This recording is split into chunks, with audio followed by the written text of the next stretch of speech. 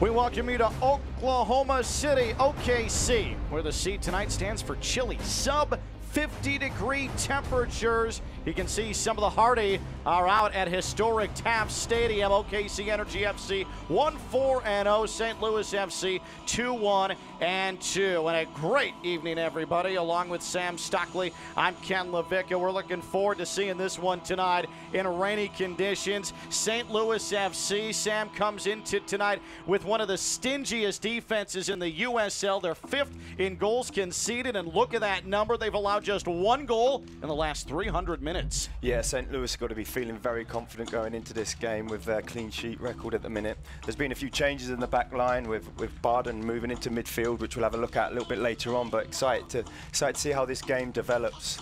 If you're scoring at home, it's 133 straight minutes without conceding a goal for St. Louis. And then on the other side, there's OKC Energy FC. The last thing they want to see is a strong defense. They have had all sorts of issues finding the back of the net there. 1-4-0, but you look, 2017, March and April, 1-3-1. You have a -7 goal differential to -5 a calendar year ago. And guess what happened last year? Went all the way to the 2017 Western Conference Finals. It came a kick away from the USL Finals. Yeah, and Steve Cook's not going to panic in this. He's been around the block a long time in his career, and he knows that this win's going to come, and hopefully it will come today in this difficult situation with the weather and how it's going to be.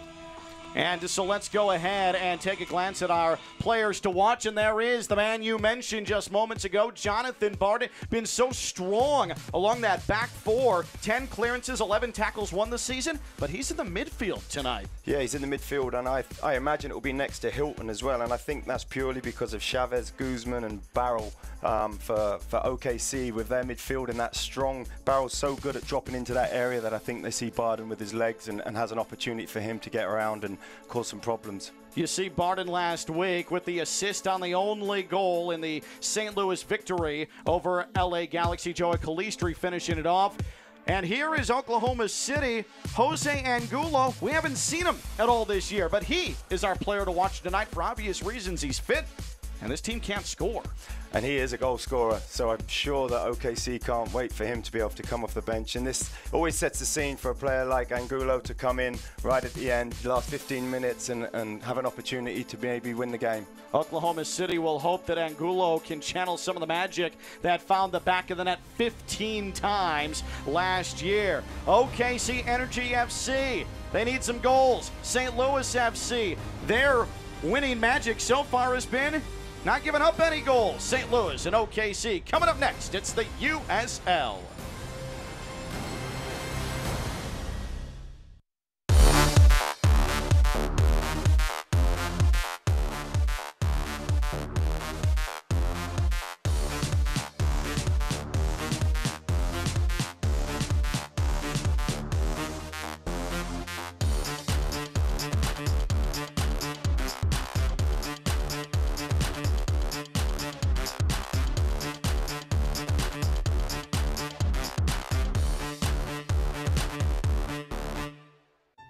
In Ireland, the first Sisters of Mercy were called the Walking Sisters because every day they went out in search of women and children who needed healing or help.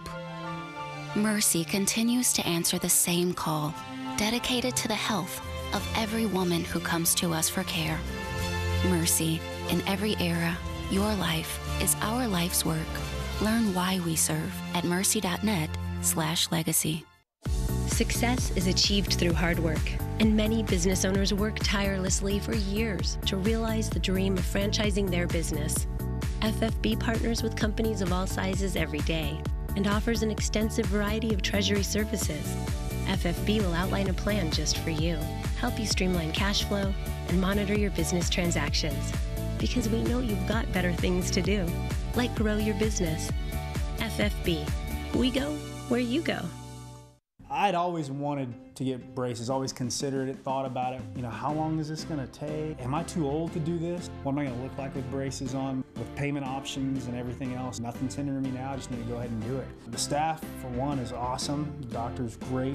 I know I had friends growing up saying, oh, it hurts. I didn't have that experience. I can't wait to see my teeth without being masked by wires, right? Hindsight, I would have done it again 100 times over. We got it. There you see it. It is not the greatest conditions here in Oklahoma City tonight. OKC Energy FC and St. Louis FC. Kickoff temperature 48 degrees. It's been raining all day. You can see the artificial turf at Taft Stadium glistening with that rainfall. But the precipitation expected to taper off as we get further into the night. And this should be a good one tonight between these two squads. Let's go ahead and look at our starting 11 for St. Louis. They come in at 2-1-2, and you're really curious about this midfield, Sam Stockley. Yeah, really curious. I actually think that Hilton might come into the middle and look for Herzog to come under centre forward Voliski. Oklahoma City, their starting 11. You look up at that forward spot. Alex Dixon could be a player to watch tonight. Yep. All of his goals have come inside the box last season. I think he had 7 goals last season, so he's obviously in the starting lineup to give them an opportunity to create some chances. Alex Dixon usually in the midfield, getting moved up to the top of the formation tonight as first-year head coach Steve Cook tries to unlock the keys to that wall that has been in front of the goal line so far this season. A pair of first-year coaches, in fact, for their respective clubs. We mentioned Steve Cook for OKC Energy was the interim with Colorado Rapids of the MLS last year, then got this OKC Energy job. Cook replacing Jimmy Nielsen. He was the only manager that OKC Energy had ever known. St. Louis, Anthony Pulis after his stop at Orlando City B, and the St. Louis team's rounded into form under Pulis a bit. Yeah, Pulis has the formation of his group in a 4-4, and I think it will be a 1-1, as I mentioned before, with Herzog will come underneath the big centre forward, Voliski. He'll play almost like Greg did, who's injured, and Herzog will be he's going to be the one for me to keep an eye on in that hole. OKC, this offense has been really rough all season long, but especially at home. Oklahoma City has gone 264 game minutes without a goal. This has been a rough go of it for OKC. And Sam, you as a former player, especially one that's in charge of attacking the goal, how do you keep spirits up in that spot? You know, we was on the call before with the coach, Cook, and how he was saying that he's just keeping it exactly the same. They have their pattern, they have their ideas and their philosophy, and he's not panicking. And with the front line that he has, you know, and Barrel's the one for me. He's the one that can really create things and get assists. Once they start clicking, they brought Chavez into the midfield to maybe free up Guzman a little bit to get on the ball, because he's obviously another very, very, very good player with his qualities. And like we said, Alex Dixon coming on that right-hand side. I think it's going to be a new little look. It's been a very even series all time between these two clubs. 1-0-5, St. Louis in front. 5 straight draws for these two teams. They haven't played in 2 seasons because of opposite conferences, but St. Louis back in the West. The last result, 2-1, St. Louis back in April of 2015. And we are underway at Taft Stadium in Oklahoma City. OKC trying to improve on that 1-4-0 record. St. Louis, meanwhile, 2-1-2 in a very successful 3-game homestand for them. Oklahoma City, as we mentioned, the 264 minutes without a home goal. So that's going to have to change. We have an early throw-in. You can even see in the first few seconds of the game, St. Louis there just sitting in a nice little block. They're going to allow the OKC defenders to build a little bit, and they'll get to an area of the field, and then they'll press, because they're a hard-working team, St. Louis. They all work for each other. They get around that field really, really quick, and they try and win that ball back fairly high up the field to break. OKC in the white shirts tonight, St. Louis in their road green. With artificial turf, especially with it moist like this, the ball picks up a little bit of pace, so I have to think early it's going to be a bit of a feeling out process to see how the ball is played off the turf. I'd imagine both managers will have told their teams follow the ball in both ends. Miguel Gonzalez for Oklahoma City will handle the throw. St. Louis, their big key to success has been scoring first. 4 of their 5 matches this year St. Louis has struck with the opening goal, and then the defense is clamped down. Free kick coming, swung into the box. It nearly found a head, but it's just outside of a very dangerous Oklahoma City run. I think Gonzalez just whipping the ball in there, trying to get it in near post, just to get a little touch. Anything to see, even in this weather, you can see any little touch off this surface, the ball's going to skip and move. Good little test there coming in off that free kick. It was Jonathan Brown who nearly got a forehead on it. That would have been quite a start for Oklahoma City. And now we have a whistle, and we'll have a free kick for St. Louis. St. Louis FC, last time they were on the road, it was their lone loss of the year, 2-1 in San Antonio, a game where St. Louis had plenty of chances to score. They struck first in the opening 5 minutes before San Antonio struck back twice. The second goal coming outside of the 70th minute. But what a turnaround. St. Louis came home and found some confidence. Here's a free kick, and they try, St. Louis tries to test Matt Van Oekel, and the American goalkeeper easily watches it into his chest. Opening minutes here at Taft Stadium. Opened in 1934, went through renovations in 2015 to increase capacity, and it is the home of OKC Energy. Oklahoma City last year literally came one kick away from the USL Finals. Here's a touch on, flick to the net, and almost finding the back of the net on a nifty attempt was Christian Valesky. That came out of absolutely nowhere, decided to be ambitious, and he had Van Oekel beat. Yeah, he did. Little ball turned over the top here, and here you can see Valesky just gets his head up and tries to lift that over the keeper. That's a wonderful executed technique there. Just bounces over the bar. Van Oekel did not expect that at all. He was playing up near the 6-yard box. There was no way he was getting back for that.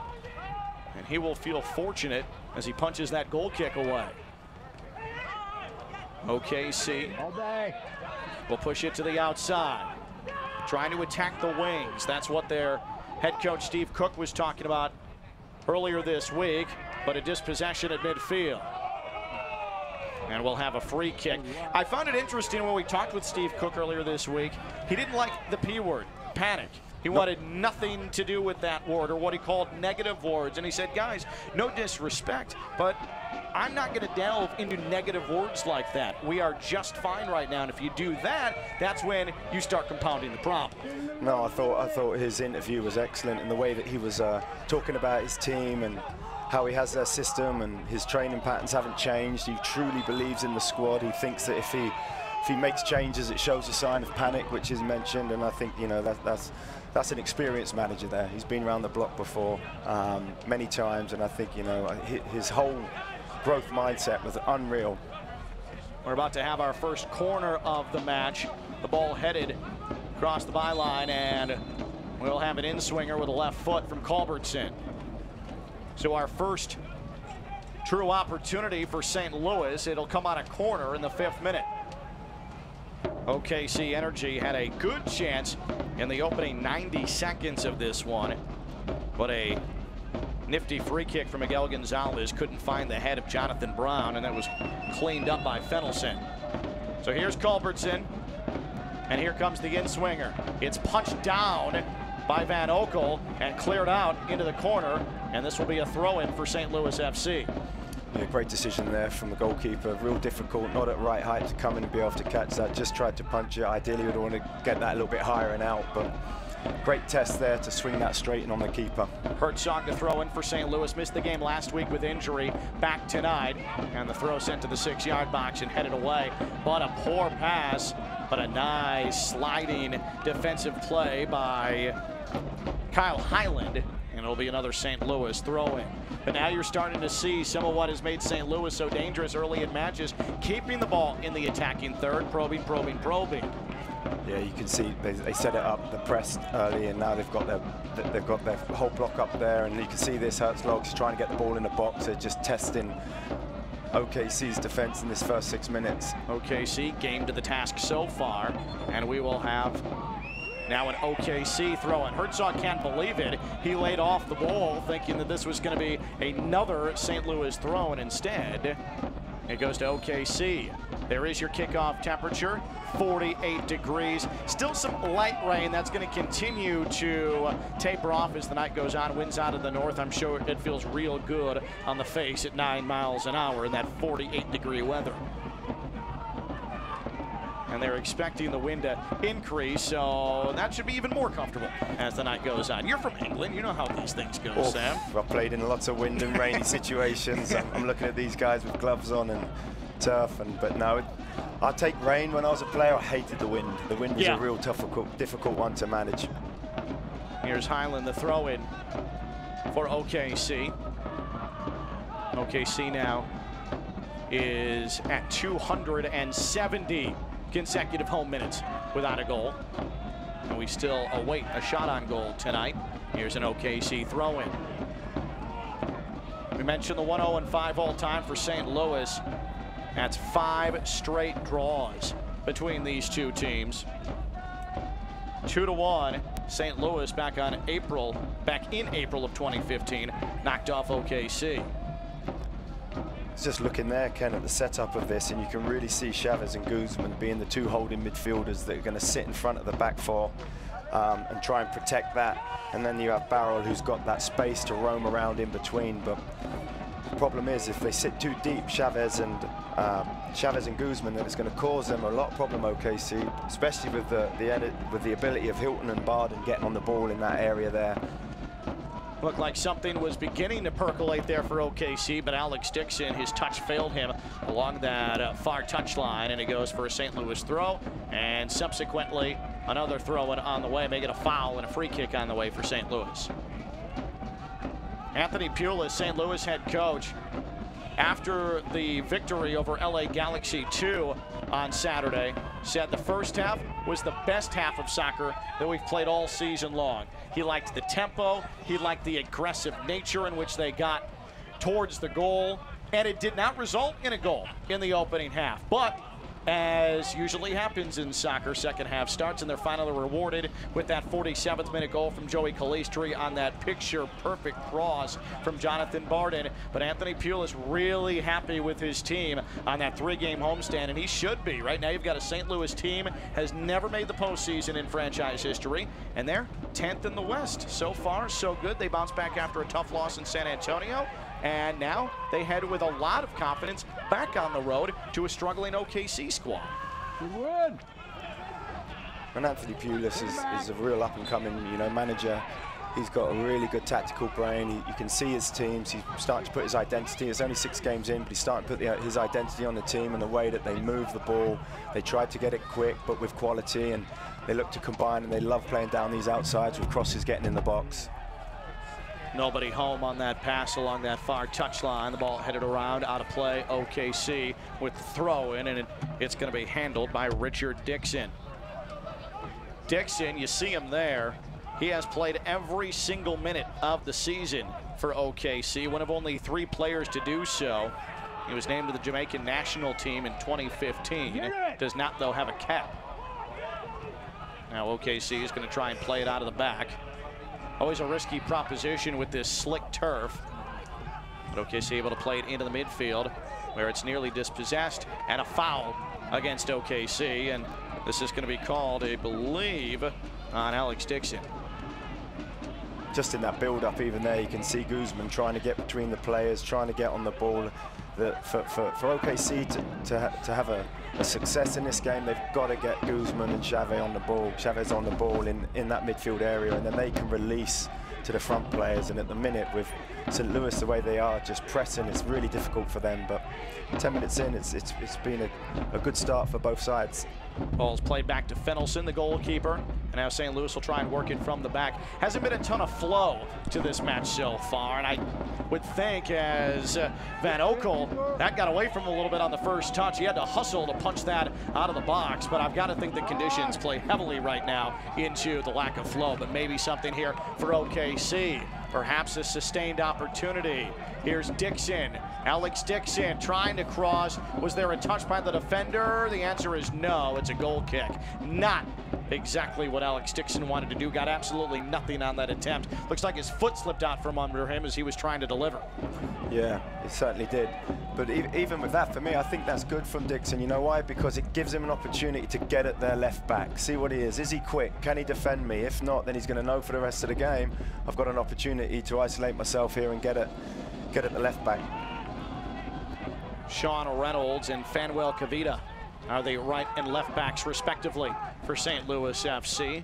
So advantage Reynolds and Kavita early on. St. Louis FC with another throw-in on the way. This will be their 6th throw-in, and we are 12 minutes in. And this is their 5th throw-in from the attacking third. Kavita, Clemson's captain in the 2013-2014 season before turning pro. That ball's played, takes a high hop into the box and handled nicely by Van Oekel. Nice distribution from him. A poor pass though, and St. Louis able to end the rush for OKC. Now, OKC seems to have an idea of what it wants to do, but the midfield has failed them a couple of times, as it has there as well, and it's going to have to be played to the back, and it's retrieved by Callum Ross. Once again, here you can see St. Louis, look, they just set their line here, 70 yards out, line of confrontation. They're happy for OKC to have the ball there. The moment it crosses into that 70, that's when you see St. Louis starting to press. Here's Gonzalez. Gonzalez, though, a poor first touch. Here's a rough tackle from Juan Pablo Guzman. And I wonder if we're seeing a card here. It came from behind. Clutching at his right ankle, you see St. Louis player. You hear the whistle blowing. Players and other players' faces. And we have yet to see the ruling from Michael Radchuk, our referee tonight. That was Juan Pablo Guzman, who came in really, really hard. And he's getting talked to now by Radchuk. And it looks like we have a yellow card coming. And there it is. So there's our first yellow of the match. And it goes to the captain, Juan Pablo Guzman. Yeah, he came in there, as you can see here, look, ball just comes in there. He actually wins the ball. He did win the ball. It's a good tackle. To start with, I thought he might have missed it and come over the top. You see from this angle there, he goes in low, he keeps his studs down. I think that's a good tackal. Undeserved card? Yeah, I think that's a fair tackle on this surface. I think the fact that it's just by their bench and maybe a bit of a reaction. But now the referee set himself up in respect of keeping the tempo and keeping the consistency of it. That was former OKC player Sam Fink on the receiving end of that tackle from Juan Pablo Guzman. And I guess at first glance it looked worse than it actually was. Yeah, at first glance it looked like maybe he'd missed the ball and caught the standing leg, which is always a, you know, that's always a tough tackle. But there, I thought Guzman went low. He did well. He won the ball, and Fink's okay. Select is the official soccer ball of the USL. For the latest Select products and special offers, visit SelectSportAmerica.com. That's SelectSportAmerica.com. Receive free shipping on orders over $50. Finally back to play here at a rainy Taft Stadium. No score and very little offense for either side. And now a foul against OKC, and that OKC bench is not happy. They're going to react to that because of what just happened just before that. So now, you know, and that's interesting. It's going to give the referee some decisions to make. Look at this ball played through. Brown able to get to it. Brown pushes it to the outside. His cross is deflected, and the first corner of the night for OKC. That's better. Get it out to the wing, and good things happen. That's what you've been calling for so far in the opening 16 minutes. Yeah, great little interchange here. See this ball just gets hooked on. Oh, this was the foul before. High boot, yeah. OKC's bench probably had a case there. But here comes the cross, or here comes the corner rather, and it's cleared away without problem by Barden. OKC able to maintain possession though. This is punched high into the air, played nicely. Barden able to clear it. OKC still able to keep it in the attacking third, but now St. Louis cannot clean it up. It's a little bit sloppy here from both sides. Barden punches it off his head. OKC maintains. Gonzalez able to get to it. Ball kept in play. Slides up the touchline. And now we have a foul and a free kick coming for OKC. A wild sequence in the OKC portion of the field. Nobody could get a good head or foot on it. And then finally, Calistri is called for the foul, and it leads to the OKC free kick. Yeah, you just see there Alex Dixon walking off with a smile on his face. He did very well there. Ball got brought into him. He felt the pressure and just let it run through his legs, went to the ground and got himself a free kick, and enables the game to settle down a little bit. This first 16 minutes it's been lots of to and fro, lots of transitions at the minute. Yeah, a bit erratic this start. OKC. Ball's played out by that stingy St. Louis defense. But a nice ball to Alex Dixon. Dixon got control of it. It's loose in the area. Unable to get to it was Gonzalez. It was Barton who was able to clear it out from his midfield spot. Yeah, great ball in there by Dixon. First time, just put it in an area so difficult on this surface to try and get a good contact, and that's where we spoke about before. When you've got Chavez and Guzman, if they sit too deep, anything that gets played into the box, they've got to step up a little bit, which releases Barrel to be able to get on those second balls dropping. Richard Dixon with the throw. And on the turn, here's Gonzalez. Gonzalez played off the ball. No whistle. The referee says play on. St. Louis tried to hit a long pass, hit on the counter, and that was well played by Christian Ibiega. In the 18th minute, no score, St. Louis and OKC. This is the type of game based on the numbers, based on what these squads have done the last 3 games, where when we looked at it, Sam, 0-0 was certainly not out of the question. You can see at this first 17 minutes of the game, both teams are still trying to fill themselves in. Obviously, the conditions are going to play a big part of it, but I actually think in this moment in time, this will suit OKC a little bit more. Sure. Make the game a little bit scrappy at home, try and frustrate St. Louis, who are on a good run at the minute, and if they can fill themselves into the game and keep getting those 2 midfielders and Dixon on the ball, it's going to cause them problems. It's going to cause St. Louis some problems. OKC, and yes, we've made a lot about the offensive problems that they've had and the 1-4-0 record. They're 13th in the West right now. But as we said in the Open, last year, 1-4-1. That's what OKC started with. They're 1-4-0 right now. They were 1-4-1 last year. Made it all the way to the conference finals. They lost on the final penalty kick of that conference final.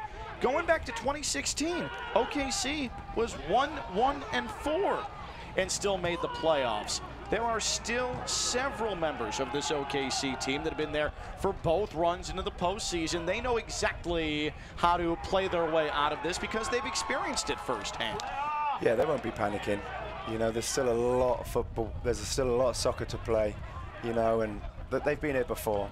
It doesn't matter where you are at the beginning of the season. The most important part is after that summer break and you're in that mix for the playoffs. You know, when you go on these little runs like this, all you got to do is keep the players confident, keep them believing, which the coach, Steve Cook's done very, very well. And, you know, he believes in his team. This ball's misplayed on the run. Here's St. Louis, Valesky. Can he get a shot off? Valesky has scored!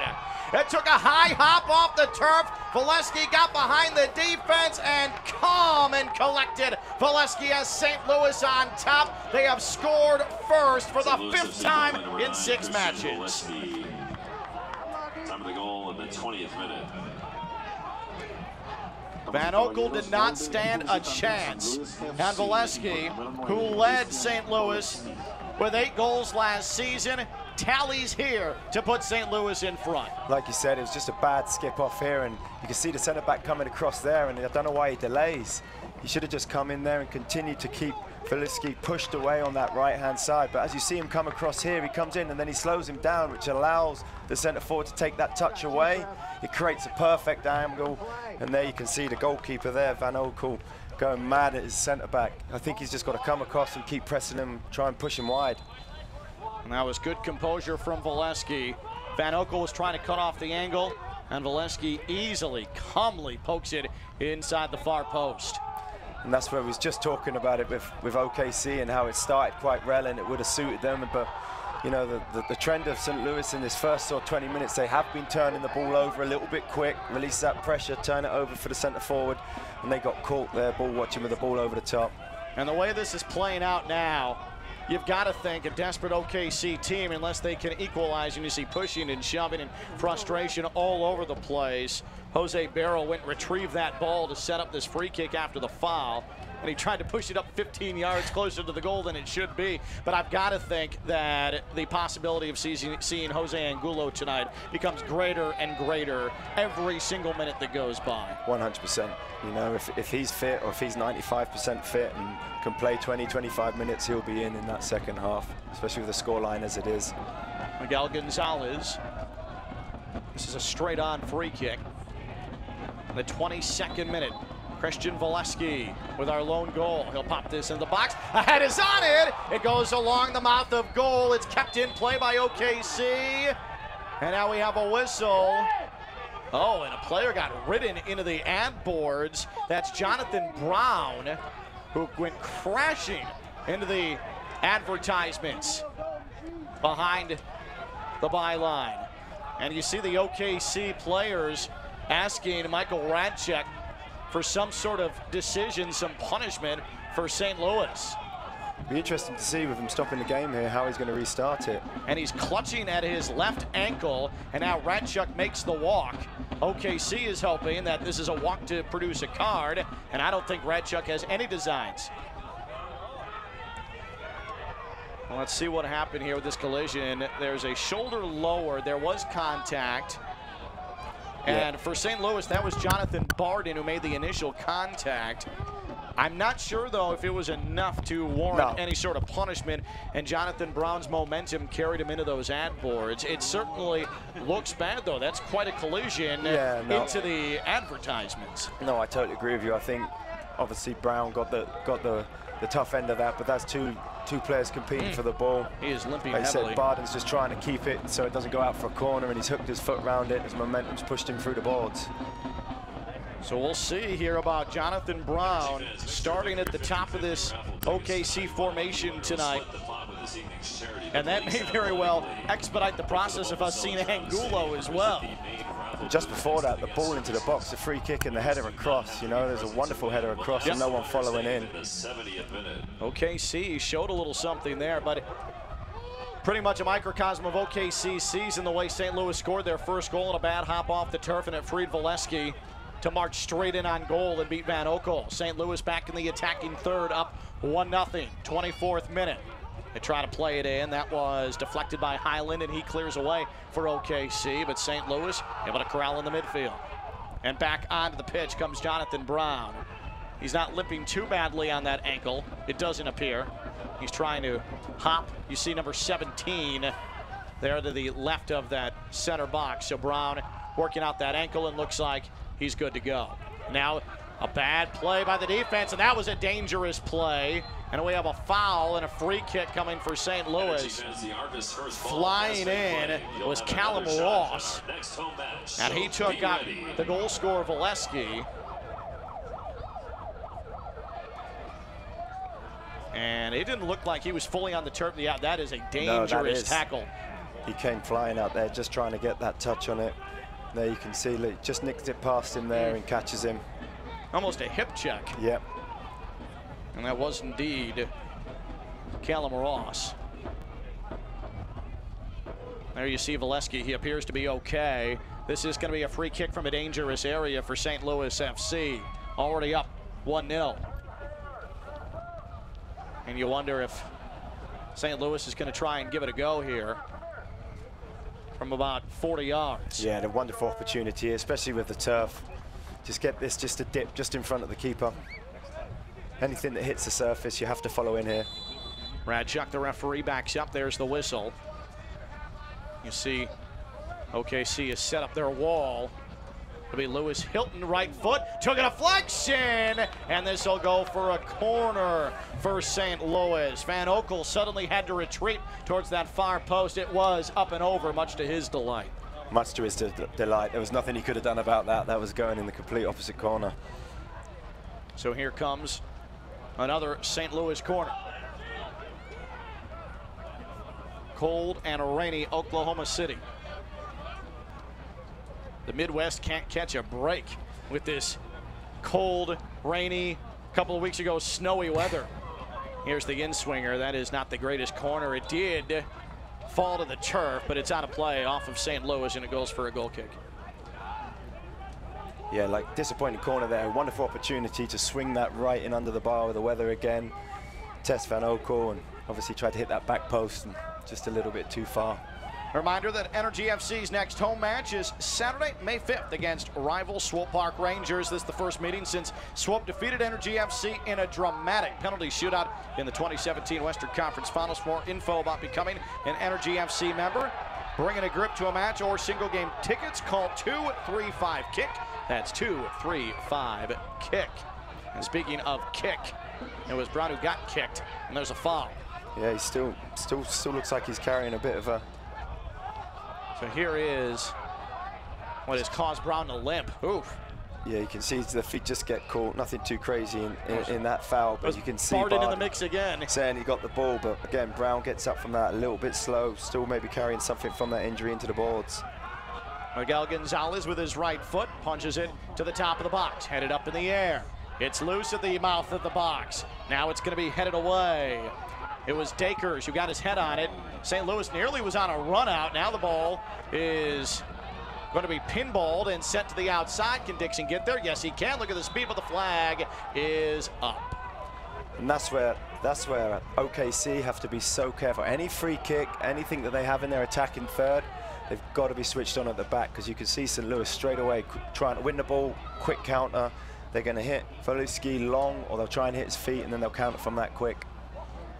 St. Louis, what makes what they did in their three-game homestand even more impressive, especially in the victory over LA Galaxy 2 last week, is injuries have really besieged Anthony Pulis' squad.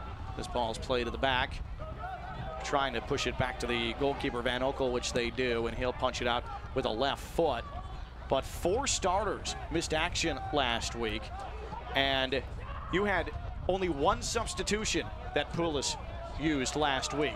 He had 10 guys end up playing 90 full minutes in a 1-0 victory, including Tony Roca, midfielder, who's with the team for 2 weeks on loan from Orlando City, and he's right back to Orlando City after that loan. But talking about getting your money's worth on a player on loan, plays 90 minutes in a 1-0 win for you, and then he heads back to his original squad. Not bad. That's when all things are coming up well if you're Anthony Pulis in St. Louis. Yeah, you know, and from a manager's standpoint there, you don't want to mess around with your team and your system too much. If the team's playing well and they're trying to find a groove, you can even see with this personnel in this game, he's changed the players around, but he hasn't actually changed the players. So he's still trying to, you know, he's only 6 games in, he's still trying to get that groove and rhythm and feel for his own team. So you can see the change what he's done with Hilton and Barden in this game. He's trying to really press. I think there's some energy in there, and there's some ability to get onto Chavez and Guzman, and it's causing OKC some trouble at the minute. They can't seem to get hold of the ball in the midfield. You just saw Kyle Hyland for OKC on a throw and have the ball slip out of his hands. Ball went about 3 feet right to a St. Louis player. And again, that speaks to the slippery conditions these two teams are playing with right now, trying to deal with. And the only goal of our match came courtesy of some of the slippery conditions. Ball taking a weird hop off the turf just past midfield. And Christian Volosky able to play the ball as it seeped behind the defense, and he headed in on goal and beat Matt Van Oekel. Here's some room on the right side to maneuver. Here's Richard Dixon, ended up holding up. Good defense from St. Louis. They got back. You can see why their shape is just so good, and they attack that ball and pressure. I mean, Richard Dixon was stopped right in his tracks as he was trying to get to the touchline. You can see anything in their defensive half. That you can see their blocks. Look, they're all stepping, all ready to go and press the ball. They'll be okay with OKC having the ball here. Their back 4 will be probably just 10 yards outside of their own 18-yard box, and as you can see early, whenever they win the ball, St. Louis, they just look to play long, quick. We just had a gnarly-looking fall to the midfield for OKC, non-contact on that slippery turf. And now they are going to check on the fallen OKC player. Guzman. It is Guzman, the captain. So in the 31st minute, going to bring the trainer out. As OKC, we'll hope that Juan Pablo Guzman is okay. And you'll see this was non-contact. Oh, you could just see there, just his feet from under him slip out. And the artificial turf is tough. Yep. When it comes to the rain. because on natural turf, obviously, your spikes, your cleats, they make a difference. It's a different story with this artificial turf and what you use. And I don't know how often you in your playing career, Sam, that you ended up playing on artificial turf, but it is an appreciable difference. But yeah, I only started playing on turf when I actually came out and played in America for FC New York in the USL, and then down when I was playing for NCFC now. But apart from that, I was always playing on grass. And this type of weather on grass is like the perfect weather. It's slick, it's quick, you can move the ball, it's going to be true. You can slide, you can anticipate a slide. You know, obviously you've got to be careful of your weighted balls. And on this, because of the turf, you get these awkward bounces. The ball pops up, you know, it's the rubber, they accumulate in different areas. So it is a hard surface in this weather. Guzman is up though, and it looks like he's putting plenty of weight on both legs. And it was tough initially to figure out which leg he was favoring because his legs almost split as he went down. That could have been anything lower body in that spot. That's when your core works good. Yeah. Along with Sam Stockley, I'm Ken Levicka. 33rd minute as we get to the later stages of this first half. 1-0. St. Louis on top. Christian Valesky with the lone goal in the 20th minute. And that is our difference right now. St. Louis looking to improve to 3-1-2 on the season. OKC looking to win for the first time since opening day when they beat Tulsa here at Taft Stadium 1-0. Yeah, it's very difficult for OKC at the minute, but they've got to get back. I mentioned it before in the pregame. They've got to get Barrel on the ball in that 10 role. It's so difficult because obviously you've got St. Louis with their 2 banks of 4 and they're just blocking and moving and they're staying compact, but somehow they've got to try and get Barrel on the ball and get him in that area. At the minute, he hasn't touched it for a while, and he's really their playmaker. Hear exclusive stories directly from the USL's players in USLsoccer.com's From the Pitch with written and video content. Here's a cross into the box. It's punched up into the air. And it is going to be cleared, but not definitively by OKC, but they will have the throw in. By the USL players at USLsoccer.com's From the Pitch. The written and video content provides unfiltered access and a first-person look into the professional game and players' everyday lives. USLsoccer.com, From the Pitch. Check it out now. More slipping outside that touchline. And here's the throw-in for OKC. This will result in yet another Richard Dixon throw-in, and he'll try and gain his footing this time before he lets it go, which he does. OKC looking for that elusive goal as they approach now. In fact, they are into over 300 consecutive home game minutes without a goal. And that does, even as a player, you know, you talk about the positives from the manager, that will start, you know, playing on your mind. You just think, where's the goal going to come from? Yeah, how do we get it? There's a long ball played forward to no one in particular, and this will roll out of play for a throw in. OKC deep in their own defensive third. 2 center backs for OKC, Fink and Culberson, just have to be careful. Whenever they lose the ball and St. Louis get it in their own half, they're either looking to drop it into that center forward or drop it in behind, and that's the only way they're going to get caught out in a minute in this period of the game. If they just switch off those 2 center backs, you can see here St. Louis, they're not trying to build, they're not really trying to do anything in the attacking half, they're just trying to turn the ball around the corner.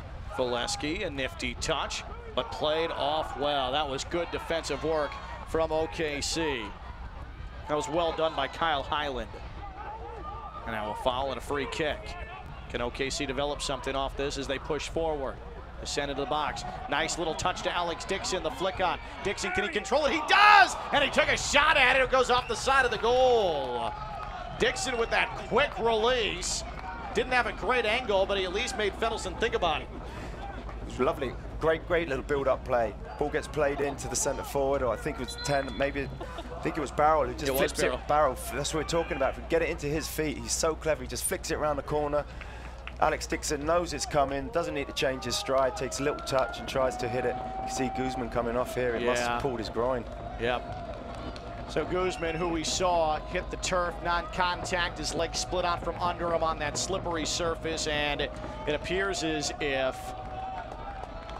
his night is done, and that is exactly the case. And that'll bring in Cody Andrews to take Guzman off the pitch. So already down 1-0. And OKC loses their captain due to injury. Look at that, lovely little flick round the corner. Alex Dixon there knows it's coming. Again, there's that turf. The ball just doesn't sit down. No. But gets a great touch and hits it early. There's a little bit better angle on replay than I thought it was initially in real time. He did have a chance to maybe tuck it inside that near post, but Fenelson had played it nicely. Yeah, good defending as well. Good defending there, just pushing him away, keeping that angle. So we spoke about with a goal. He kept tight, didn't need to dive in, just pushed him away, pushed Dixon away. That is going to be a tough goal to score, too, on a goalkeeper that's playing with great confidence, coming off of 2 clean sheets in the 3-game homestand that St. Louis enjoyed. And now St. Louis with Valesky. After the ball was played to him, Valesky left of the box, had to hold up and play it backwards. So again, if you just missed it, Cody Andrews has replaced Juan Pablo Guzman in the OKC midfield. Guzman did not look good at all after he got off the turf following that lower body injury. It's what we'll call it. Though the way he fell, it certainly did appear as if it was some sort of groin issue. And the way he was hobbling as well. Alex Dixon sends it to the outside. This is crossed in the box. A head is on it, up and over goal. Jonathan Brown. He read it well, beat the defender, but it was never going to get enough head on. Real difficult ball in the box. There was a centre forward, Brown, there. He's pulling off the back post, but he needs that ball driven. If it's driven in, he can get up, he can get above that outside back there and get something on the target. But when that ball's floated in like that, it's so hard to generate any power on target. Not a bad idea from Ibiega, who was the one who delivered that, but yeah, the pace probably not going to result in anything great at the end of that. Can't generate any power, it's too hard. Brown was standing under it, you know, he's pulled off to that back post well, then it needs to be driven in. St. Louis plays it out of the midfield. This is punched to Valesky. Valesky, though, retreats as he was offside. Highland, all he can do is take a wild left-footed swing, and he launches it out of play, and St. Louis will have a throw-in as we approach the 40th minute. We get later and later into this first half. And there will be decisions to be made by Steve Cook, head coach of OKC, as they look for anything to get themselves going. Yeah, if I'm Steve Cook looking at this first half, I'm thinking we've had a lot of success down that right-hand side. How can we maybe get Gonzalez in on that left-hand side? He's had to drift in, he's had to try and find the ball, and how can we get Barrel on the ball and feed Brown? Energy FC and Arvis Bank have teamed to add a new element to home matches. The first ball that leaves the field of play and makes it into the stands is for that person to keep. It's the Arvis Bank first ball out of play at Energy FC home games. We are in the 40th minute. OKC looking for the equalizer. Fink will play it. And now it's played back beyond the midfield and pushed to the outside. OKC trying to be patient, probe a bit. Staying on the ball is Richard Dixon. But St. Louis's defense so ironclad. You can just see, you can look at the unit there, just shifting and moving. Back left forward, 10 yards outside their box, just moving left and right with the midfield in front, waiting to nick the ball like now and then counter. And here is the counter. Calistri, he gave it away though. It's sent to the outside. Here's Barrel. Barrel moves in. Barrel on the right foot. Has some room up top. This is pushed to the outside. Dixon will have to play it back. Something developing perhaps here. Dixon tried to get to it and earns his squad a corner. Much better play there. Much better play from OKC. Real good patience on the ball. Finding Barrel. Barrel's drifting all over the field, and makes it really, really hard for 2 midfielders for St. Louis to try and follow. And he's getting in some good areas, which is pulling some players out of holes. And once they can retain and keep the ball there, it was a good build-up. Ended in a corner. The Mexican forward, Miguel Gonzalez, on the corner. Pushes it high into the air. That was very poor. And St. Louis easily tracks it down. That was rough, as Dacre's able to catch up to it, but OKC hung in there, and they are able to grab possession back. Here's Barrel. Back to Chavez. Chavez off to the right side. Nifty touch to keep the ball in play by Ibiega. Gonzalez was looking for Dixon, but able to stick his foot in and make sure that nothing further took place. Was Valesky. You see the possession, 57-43 in favor of OKC, though OKC with that 57% possession haven't been all that dangerous. No, they haven't been. Just those few opportunities down this right-hand side with a couple of crosses, but they're starting to feel themselves into the game. I think that, you know, the first goal maybe rocked them a little bit because they started well, but now they're getting a feel for their passing game. You can see what their intent is. They want to get big shape. They want to try and build up, but it's just so difficult against St. Louis, who, look, they're just in there on their halfway line with their 2 banks of 4 protecting. Really difficult to break down. OKC's head coach Steve Cook said this week that they've won the possession battle more often than not this season, but it's if the team can succeed in the moments that matter. It's one thing to hold possession and win it 55-45, have that edge at the end of the match, but can you rise to the occasion in those moments? And the one moment that mattered earlier was Christian Valesky with the goal, and it put him down 1-0. And I thought that was a very interesting thing to say. Yeah, you can hold all the possession in the world, but if you can't get it done when the time comes, nothing good is going to happen. No, and you know, he was mentioned when we spoke to him in the week about how it's been these individual mistakes, these little individual errors that have cost them goals, because you can see they're all comfortable here. You can see what they're trying to do. They're manipulating the ball really well. But with the press from St. Louis, look, St. Louis aren't trying to build up. Every time they get the ball, they're going to turn it over the top or turn it forward quick. So they've just got to stay patient. Oh, go ahead, Sam. I was just going to say, they just have to stay patient and keep trying. But the problem they have is St. Louis aren't moving out of their shape. No. And that's the hard part when you're trying to break down this type of system. It certainly appears as if the rest of the way, OKC should be able to play on the front foot. They're going to be able, St. Louis is going to allow them to push and push and push, but can they break down St. Louis? And based on the last 3 matches, that's been very difficult for opponents to do. Well, you can't go in behind St. Louis because they're so deep, right? So everything has to be played into feet, into those spaces, and I'd like to see maybe a few more balls here just dropped into Brown, the center forward. Then once it's dropped into Brown, the center forward. Here is Brown, and Brown is taken to the turf. There was a whistle already. Brown nearly hurled into the ad boards again. Like we're saying, if they could drop it into Brown's feet and then have Dixon, Barrel, and Gonzalez come underneath it, then they'll get some more opportunities, I think maybe 30 yards out, where at the minute all of their possession is 60 yards out.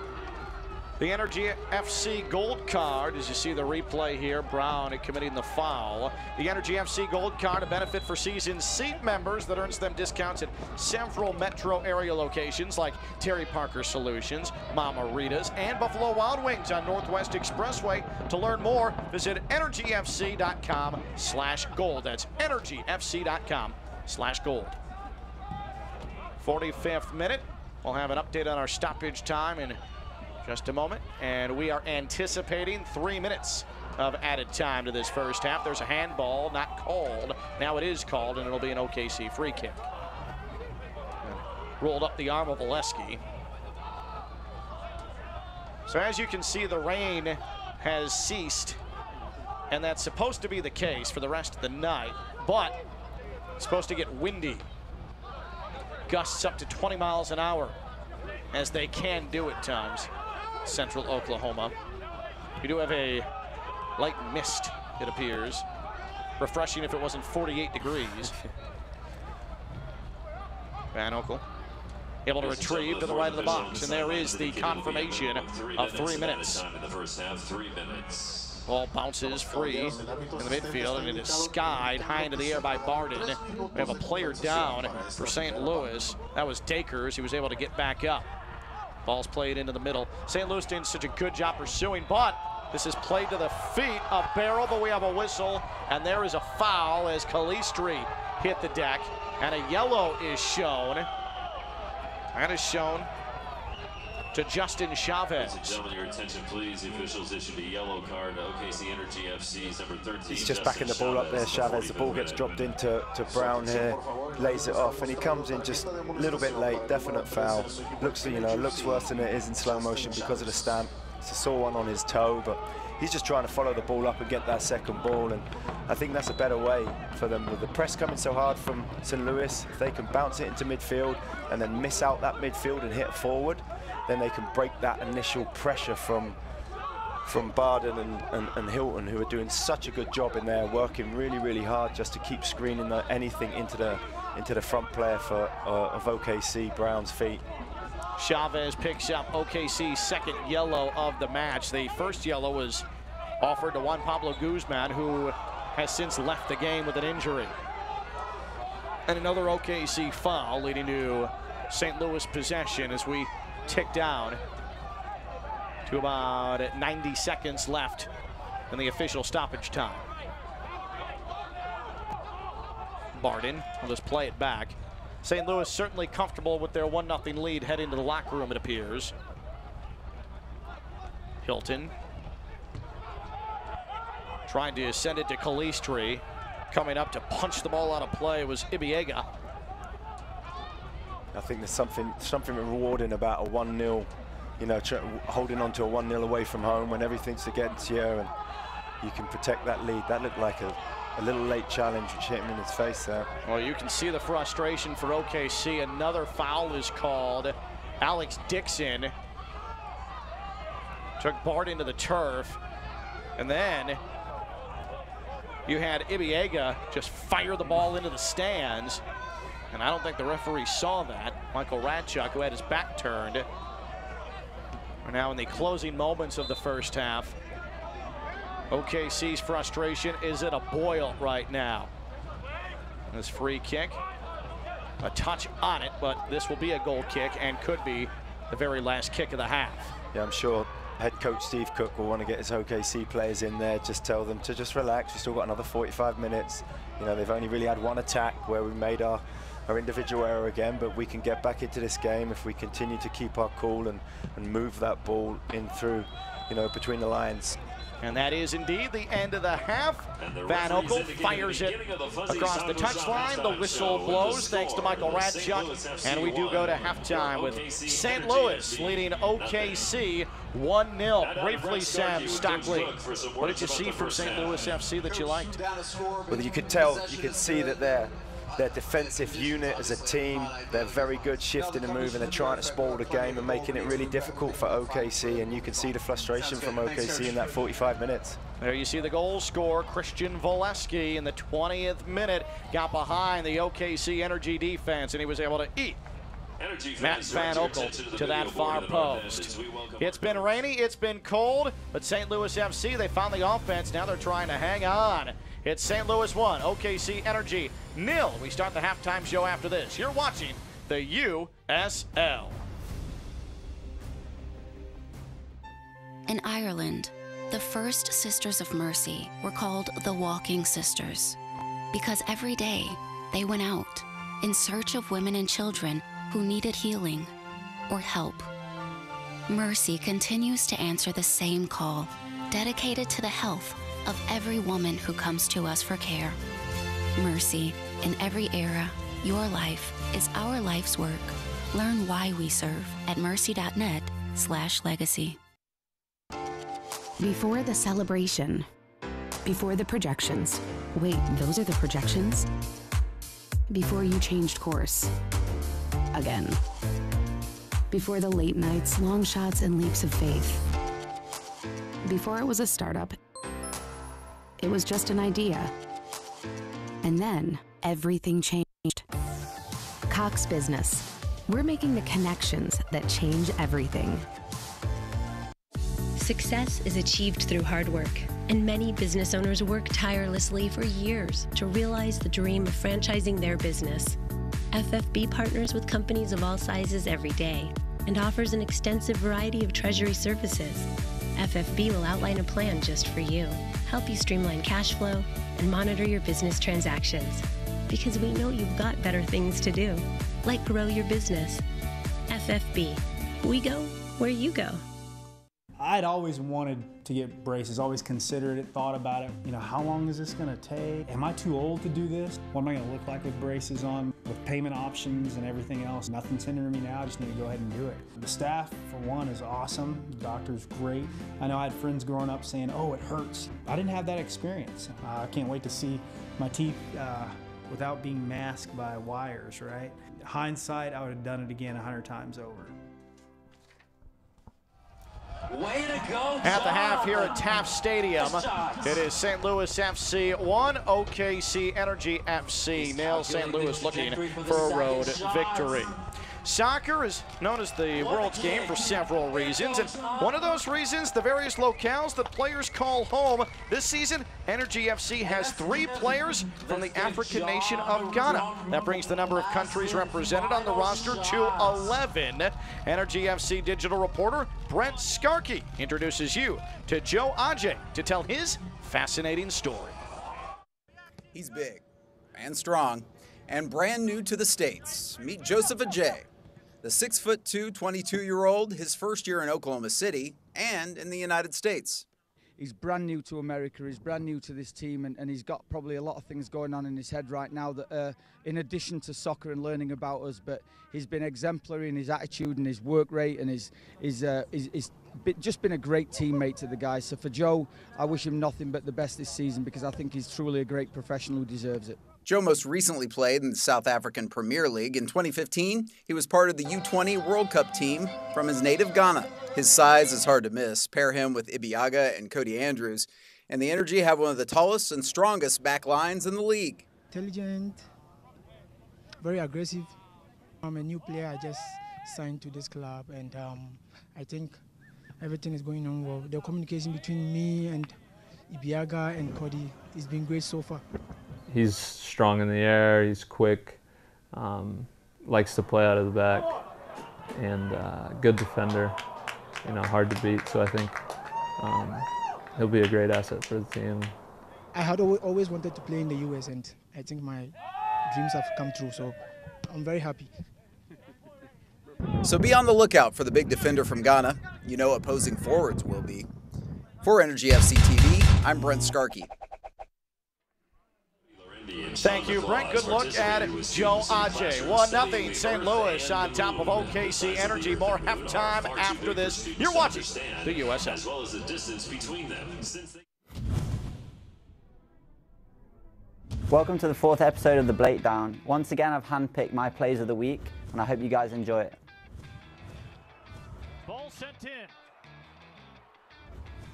Cross the way, team save, keeps it 1-0. This clip is both attacking and defensive. You see on the Orange County counter-attack here, he does extremely well to carry his run forward, and he gives the defense of San Antonio a lot of problems.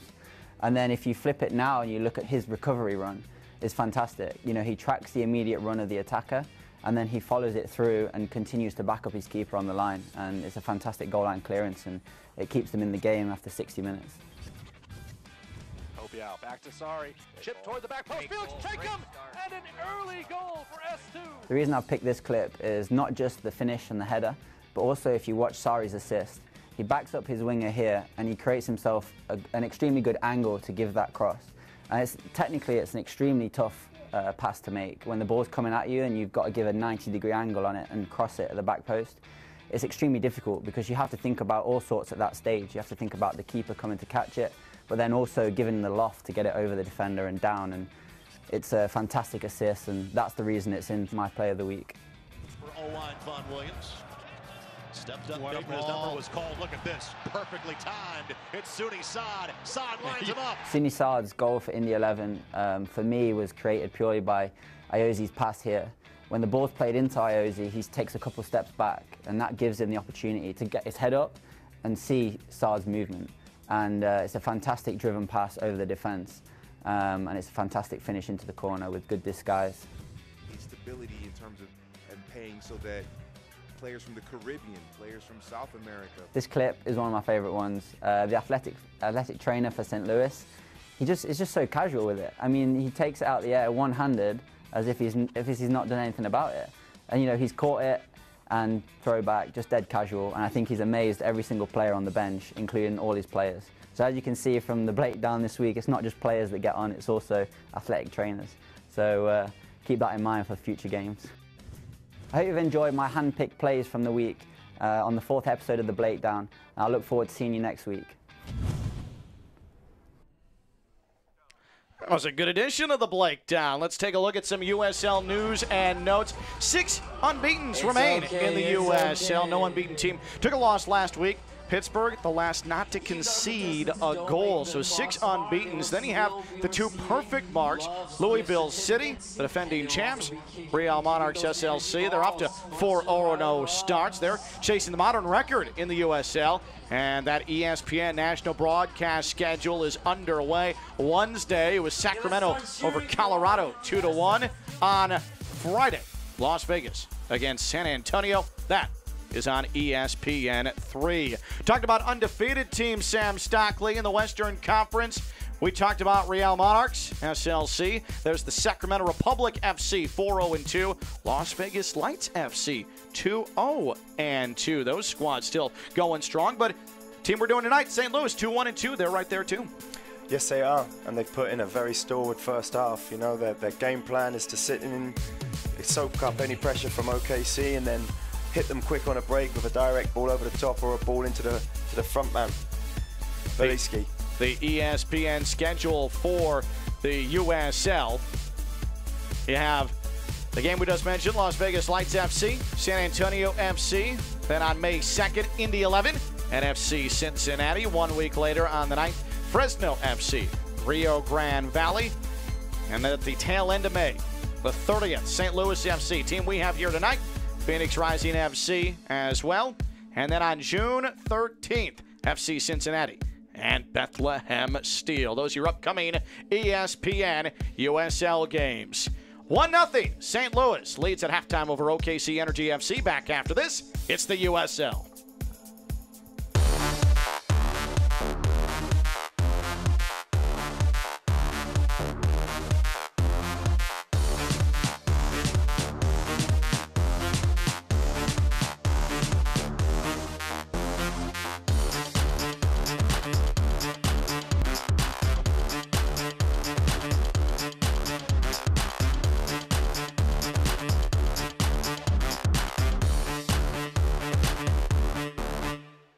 I'd always wanted to get braces, always considered it, thought about it. You know, how long is this gonna take? Am I too old to do this? What am I gonna look like with braces on? With payment options and everything else, nothing's hindering me now, I just need to go ahead and do it. The staff, for one, is awesome. The doctor's great. I know I had friends growing up saying, oh, it hurts. I didn't have that experience. I can't wait to see my teeth without being masked by wires, right? Hindsight, I would have done it again 100 times over. When that hurricane hit, the entire community came together as a whole. It was such an overwhelming response to help others. No one thought that they were going to do this before it happened, and everyone just did it. I think that's the way that human nature should be looked at. I'll stand by you. I'll stand by you. Won't let nobody hurt you. I'll stand by you. In Ireland, the first Sisters of Mercy were called the Walking Sisters because every day they went out in search of women and children who needed healing or help. Mercy continues to answer the same call, dedicated to the health of every woman who comes to us for care. Mercy, in every era, your life is our life's work. Learn why we serve at mercy.net/legacy. St. Louis FC, the 1-0 lead over OKC Energy FC in this chilly night in Oklahoma City. Let's take a glance at some first half highlights along with Sam Stockley. I'm Ken Levicka. And first up, there you see it was still raining at kickoff. So things have gotten marginally better, but what a chance 2 minutes in from OKC, Sam. Just a great ball in there from Gonzalez just to test the goalkeeper. Any sort of touch would have caused the keeper some problems. Here you see the goal scorer, Beliski, just getting the ball, lifting it over the keeper. Lovely little touch. Guzman comes flying in here. I thought he won the ball. It was a really, really good tackle, but got carded for it. That sort of set the tempo of the game a little bit. Started to get scrappy after that. Here you see the goal. Look, ball gets flicked around the corner here. Mistake from the centre back. Poliski come in, slows it down. It just opens his body up, and that's a wonderful finish. He just slows it down, opens up the angle, and then slots it in the far corner against goalkeeper there. Really, really good finish. There's a deflection off a free kick, and then maybe the best opportunity of the first half for OKC. Yeah, they've had a lot of success down the right-hand side there with Alex Dixon. If they could just get that ball more into Barrow, who could flick it around the corner, then it's going to help them get that creativity going forward. They see a ball come into the box just beforehand. It was lofted, it was difficult. And here you just see the booking there from Chavez. Tried to win the second ball, but just caught him a little bit late and gets booked for that. You were talking, Sam, about Guzman, and we saw the yellow he picked up that you thought was a bit unfair. Guzman would later leave in the first half due to injury, replaced by Cody Andrews. First half match stats, huge disparity in possession for the team, trailing at 60-40. We covered this, though, in the first half. Possession means nothing if you don't take advantage of the moments. Steve Cook, head coach, OKC, his words. Exactly right, and even if you look at it here, 60% possession, but with the shots, they've still had their shots. OKC, obviously they've not had any on target, but there you see St. Louis with their 4 shots and the 1 on target, which counts for that goal. But I truly believe that OKC, if they continue to their passing game, if they could be a little bit more patient in the attack in the final third, just find the feet of the centre forward Brown, get some build up in and around the box, I think they can have some chances. The schedule for St. Louis, they're about to hit the road for 4 of their next 5, so 5 of 6 in total at Swope Park. Coming up next week, 7:30 Central Time, and then home briefly for Portland 2, and then it's at LA Galaxy 2. And that squad, they are so tough to read right now. They've had some good moments, but also have had some stinkers as well. At Orange County, that's a tough matchup. OC is starting to resemble the squad we thought they might be last year. And then at Colorado Springs on May 26th. OKC, a run of home games. Much needed for Energy FC. Go to Reno 1868. They've struggled. And then home against Swope Park on Cinco de Mayo. And Phoenix Rising May 9th, just a couple of days later. And then a 3rd straight home matchup against Colorado Springs May 26th. Travel to Tulsa. And that was the lone win of the year for OKC, that 1-0 victory in Week 1 against Tulsa. As far as adjustments are concerned, how do you break down, if you're OKC, if you're head coach Steve Cook, how do you break down this very solid steel defense of St. Louis? They are giving nothing. No, they're giving nothing away, and every time OKC get the ball in and around their half, you can see the back line of St. Louis literally parked 10 yards outside their box. For me, if you can get Dixon and Gonzalez coming in a little bit to create numbers and support Brown, then you can have Dixon, the outside back, Richard Dixon and Highland pushing up a little bit higher. They've got to create numbers going forward at the minute. The minute they're sat back a little bit with the 2 holding midfielders and it's isolating Brown, they've got to get further up the field and create numbers up in that attacking, in that final third.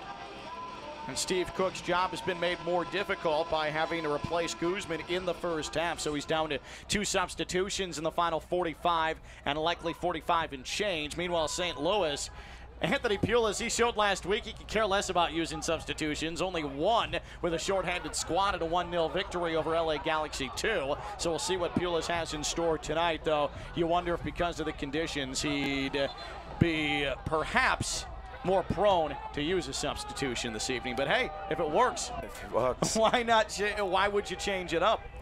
No, it's just later on in the season as the games start becoming thicker and get further into that season, that's when you need your squad and your rotation. But obviously Anthony Pulis knows his squad. He knows what they're capable of doing. He's got a 1-0 lead at the minute, and they're not going to change. St. Louis won't change. He's got a great system there. He understands. They all know their roles and responsibility. Defensively, they do very well, as we said, with their 2 blocks. It's going to be down to OKC for me and how they can create opportunities to open up St. Louis. A throw in for Richard Dixon of OKC. OKC trying to find a way to find any sort of room to challenge Jake Fenelson, who's had a pretty easy go of it for the last week and a half, 2 weeks or so. See, I love that work there from Barrel. He's done really, really well, but he's doing everything 50 yards from goal. 60 yards from goal. He needs to get on that ball further up the field, and that's where he can start dribbling, being creative. Nifty there by Christian Valesky. What a savvy veteran move. He earned that foul and this potentially dangerous free kick for St. Louis. And again, you saw the OKC frustration. Guys jumping in the air, yelling at the referee, Michael Radchuk. And that's not just a product of tonight. I've got to think it's a product of the start of the season. St. Louis will be happy with that. They'll be happy with that. All of this disruptiveness to here, frustrating Andrews. As you can see there, centre forward, excellent play from Valesky. Just uses his body, feels the touch from Andrews, goes down, draws the free kick. More frustration for OKC 3 minutes in. It'll be Culbertson with his left foot. Got a lovely delivery here, you can see it. Just looking to put this in far post. Culbertson stops it. Instead, it'll be Valesky to punch it in. And that is promptly cleared out of the box and played to midfield. That was well done by St. Louis. Got to be careful here. And that was handled nicely. Now it pinballs at midfield. Oh, what a turn. And what a delivery. Here's Alex Dixon. Can Dixon get there? He cuts inside to the right foot. And it's played across the byline for a corner. That was a last-second goal-saving play from Sean Reynolds. He came in from the back as Dixon was trying to line it up on that right toe. Still start with Culbertson. He's trying his clearance with his weaker foot, his right foot, and it goes in short to midfield, and they break quick with Alex Dixon there, and you can see exactly what he's trying to do. Just stop it, cut inside, and probably bend it far post. Gonzalez with a right foot in swinger, and it was whiffed on at the top of the box after it was deflected. Unable to get a foot on it was Cody Andrews, and here's a throw in the attacking third for OKC. Not a bad start here for OKC offensively, showing some life. There's a good turn. This is Barrel. We'll push it back out. What's amazing is even in that shot there, you can see all 11 St. Louis players in that camera shot. Just back, compact, making it difficult. Richard Dixon with a poor touch and a goal kick for Fennelson. These days for Jake Fennelson, it feels as if the only time he touches the ball is when he's setting it up for a goal kick. Oh, he won't mind that as a goalkeeper. No. He'll take 15 of those where he's just having to set them up. But going back to that movement there just before the chance, I like it. It's a little diagonal run there from Dixon, Alex Dixon coming in, and that's how they're going to be able to get in against this St. Louis team. They've got to make these different runs, angled runs in behind the back four, into those little spaces between the back four and the two midfielders, Hilton and Barden. As we start the second half, 47 degrees here at Oklahoma City. Winds coming out of the north at 10 miles an hour. Battling conditions in the early portion of the USL season. OKC trying to keep it in their own end. They'll play it back to midfield. OKC probing, trying to be patient, and a goal kick for Fennelson once again. It's just so tough to handle St. Louis when you're sending it to the outside. They have that so well defended. You really can't get anything going on the flanks. It almost feels like if there's going to be an OKC goal, it has to come from the middle. Yeah, just because of the two blocks, because they're just shifting left and right. The back, when I talk about blocks, I'm talking the back four block and the midfield block, the two banks of four. They're just shifting 10 yards left, 10 yards right. So it's so difficult, which is why they've got to try and continue to build up through the middle, like you said, to pull those two players out. You've got to move Hilton and Barden. If you can move them out of that midfield area, then you can find Barrel's feet, Brown's feet, Alex Dixon and Gonzalez coming in off angles in those areas between. Not much going in the middle of the field from the OKC midfield. Continue to try and send it to the touchline. And Gonzalez, in that occasion, unable to track down the ball, and St. Louis will throw it in. Ball's knifed down out of the back by Callum Ross. It was Ross who made the fatal mistake on the Valesky goal for St. Louis. He just tried to steal the ball, didn't he, for the goal, and it just flipped off over his foot. You know, then that's the turf. That's that first few minutes of the game where you just got to stay. The head coach, Steve Cook, talked about those individual mistakes, and that's what's cost him at the minute. Barrel, a nice job to intercept that pass, but a poor ball that Valesky nearly caught up to. Good heads-up play from the back end of that Oklahoma City defense, and that could have been trouble. Barrel did a good job to read that pass, but then nearly served it up to Valesky. 52nd minute, 1-0 St. Louis on top. And this will simply roll to Van Oekel. Well, OKC, as we thought, on the front foot here. They are going to control possession again, and then something shocking happens in the second half. They were 60-40 after 45 minutes, but trailing 1-0, and that's largely been the case for them in the opening 5 weeks of this 2018 campaign. You know, and it's something that gets spoken about all the time. And Gonzalez plays it up to Brown, try to back heel. Gonzalez unable to get there, but it does force a throw-in. And that's what I like. I like that little interchange there. You can see Gonzalez coming all the way inside to try and combine with Brown. Those are the sort of combinations and situations where they might get a little bit of success. It does certainly feel as if OKC is going to need a little bit of wizardry to break down the St. Louis defense. Perhaps it is something nifty like a back heel pass and keeping the defense off balance. Dixon, who's been active tonight, punches the cross back post. Nobody home, however. Here's a left-footed attempt coming out of nowhere, but also sending it nowhere close to the goal, and Fennelson will once again punch away a goal kick. But what I like about that, that's Highland, the left back, coming in, joining in the attack. So we just spoke about there at half-time. Him getting forward, being able to create numbers up, keeping St. Louis pressed. That's when they can win the ball or get shots off, and even then start to combine in and around the 18-yard box of St. Louis's goal area. The Energy FC Gold Card, a benefit for season seat members that earns them discounts at several metro area locations like Fandango, Fit Spa, and Supermercado Morelos. To learn more, visit energyfc.com/gold. OKC, here's Barrel. Barrel got through 2 defenders. Barrel surveys, able to keep control. He'll throw it to the right side, Chavez. Now Richard Dixon, that's cleared away. They fight for it outside the area. Won by St. Louis. They are so physical back there. And we have a foul. And we have a free kick for St. Louis. Once again, really good from OKC. Really, really good. You know, they build up, they're trying to play. Chavez getting on the ball and moving it there just out to Alex Dixon again. Poor delivery from him, but you can see the ideas. You can see what they're trying to do as a team. OKC, their 4-game losing streak right now is the second longest in franchise history. They had 2 6-game skids in the inaugural year of 2014. So a loss tonight would put them at 1-5-0, and that would officially be the second longest losing streak in the history of this OKC Energy Club. Trying to avoid that. You need to find something, though, get productive on offense. And this is where they've got to be careful, and that's what I was saying before. OKC are at their most vulnerable when they're in possession in St. Louis's half, because St. Louis win the ball quick and then they just break. They're looking for that longer ball over the top or into the striker's feet. And they've just the 2 center backs there for OKC just have to stay switched on. Culbert's in to throw in front of his coach, Anthony Pulis. It bounces over the head of Valesky. And OKC will push it to midfield. They want a quick throw in. It's Barrel. Gonna have to send it back behind the center stripe. Retrieves it though. Has it on his foot. And here's OKC again, trying to be patient.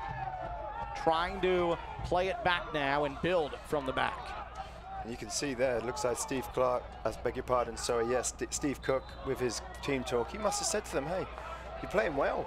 Get the ball down and go and move that ball around, and with a little bit of tempo. It's almost like the first 15 minutes of in the first half, they were looking for St. Louis to come and press, and now they're trying to take the game to them a little bit, and already in this first 10 minutes, they've had a lot more of the ball. Here's Calistri. Calistri was taken down, and we have a free kick. Calistri tumbled to the turf. And this is going to be very, very dangerous now. Chavez getting a bit too physical as Calistri trying to move to the outside, and now you see a shoving match between Dixon, and it looked like it was Hilton. It was Barden. Was it Barden there? You could just see Wouldn't Chavez be surprised there. if it was Barden. Chavez just gets the wrong side there. Yep. Gets caught on Calistri. Yeah, I believe it was Hilton who was in that shoving match. Though sometimes with those two, Hilton and Barden, they're interchangeable when it comes to Couple of English lads in there, right? Trying to mess it up. Yep. Cold, windy day. That's the last thing you need is a couple of English guys in there pushing and stepping on your toes and all the things that they do. It's probably why Anthony Pulis put them in there, just to try and break it up a little bit, and they've done well so far. Absolutely, they've had outstanding efforts tonight. So we'll see who takes this free kick. It may very well be Kalistri. Well, this is a great opportunity, like you said here. Look, it's Herzog. Herzog back after injury, missed the win over LA Galaxy 2 last weekend. Do you go over the wall here, or do you try and whip it onto the surface? It's a difficult one if we could get a different angle, you know. In this, normally you'd want to go up and over the wall, which is difficult for being so close. He's probably a little bit close. So maybe the second option is, you know what, I'm going to hit this hard, I'm going to whip this low, see if it skims. You can see, look at the centre forward there, trying to maneuver the wall, just create a little gap, press against Chavez for him to keep this low and off the deck. There seems to be a discussion between the referee and Herzog about placement of the ball. Yeah, if you look at the centre forward there, Veliski, he's just going to try and create a little gap, maybe just squeeze the wall there. Herzog, he's going to try and curl it on the ground, and I believe there was a touch on it from Van Oekel. This is going to be a corner. That was never going to reach goal. Van Oekel, though, was going to have to be pressed to at least make an effort on the ball. Yeah, as you can see, just see the centre forward trying to move the wall out the way, and Herzog keep that low into that bottom corner, using the surface to skip in. Great save there from Van Oekel. Tell you what, Dakers was making a run. He didn't realize it was going to be off the mark. If he comes up with a play on that, that perhaps is in the back of the net. Any touch there, it's goal. Culbertson with his left foot. Here comes the corner. High to the back post, and it clears everybody. Will it bounce out of play? Yes, it will. It's two of those balls now he's put around that back post. The corners tonight for both teams have not been exactly stellar. No. So OKC survives that moment of danger from St. Louis. And now they're back on the attack, trailing 1-0.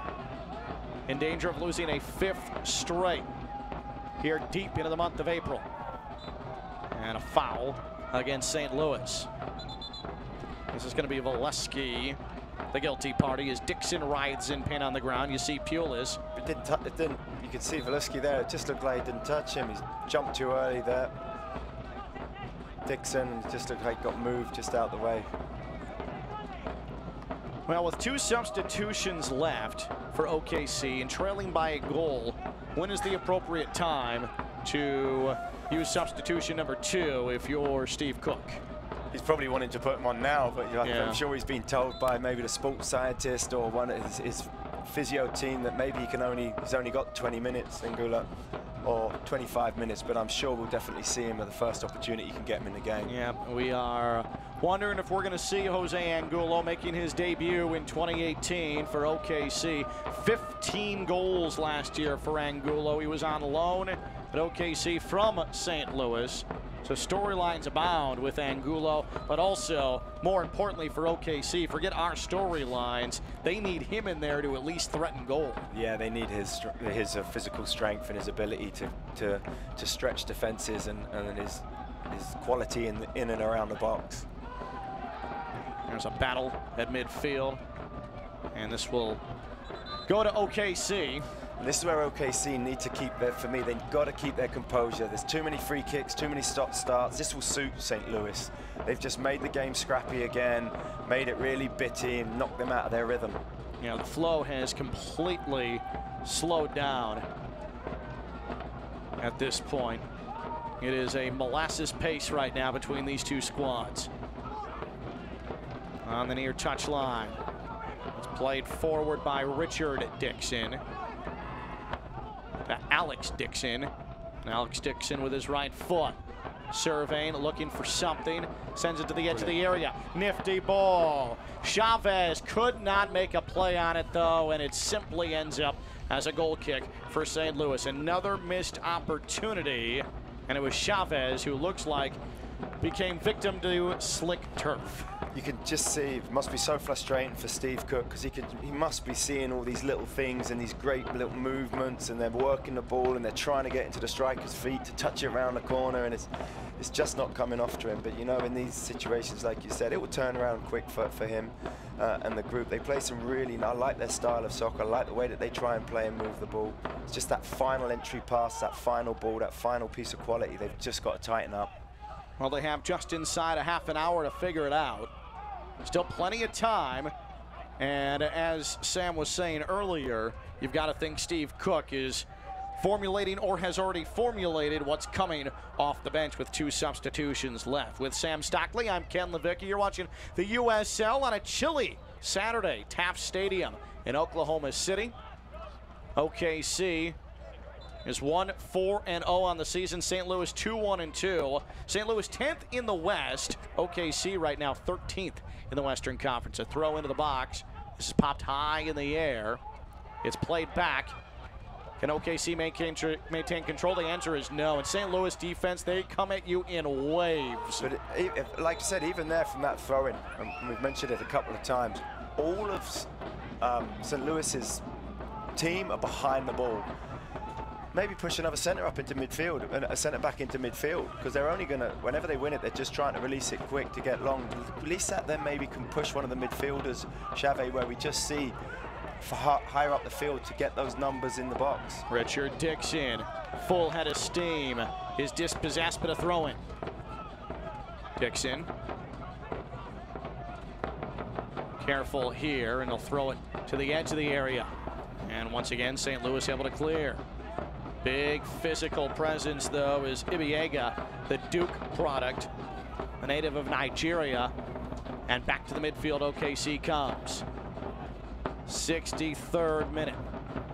Searching for an equalizer, desperately trying to come level with this stingy St. Louis team.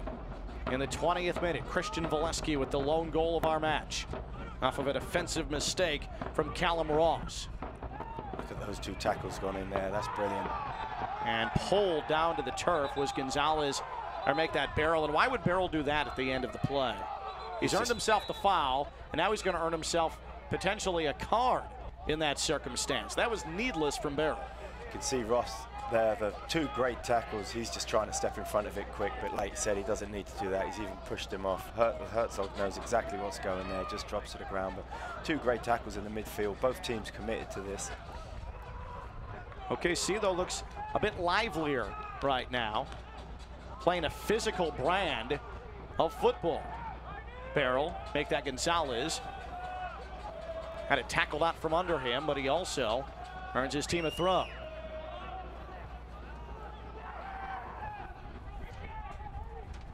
It looks like Angulo is warming up on the side for OKC. So it looks like Jose Angulo is about to make his 2018 debut for OKC Energy.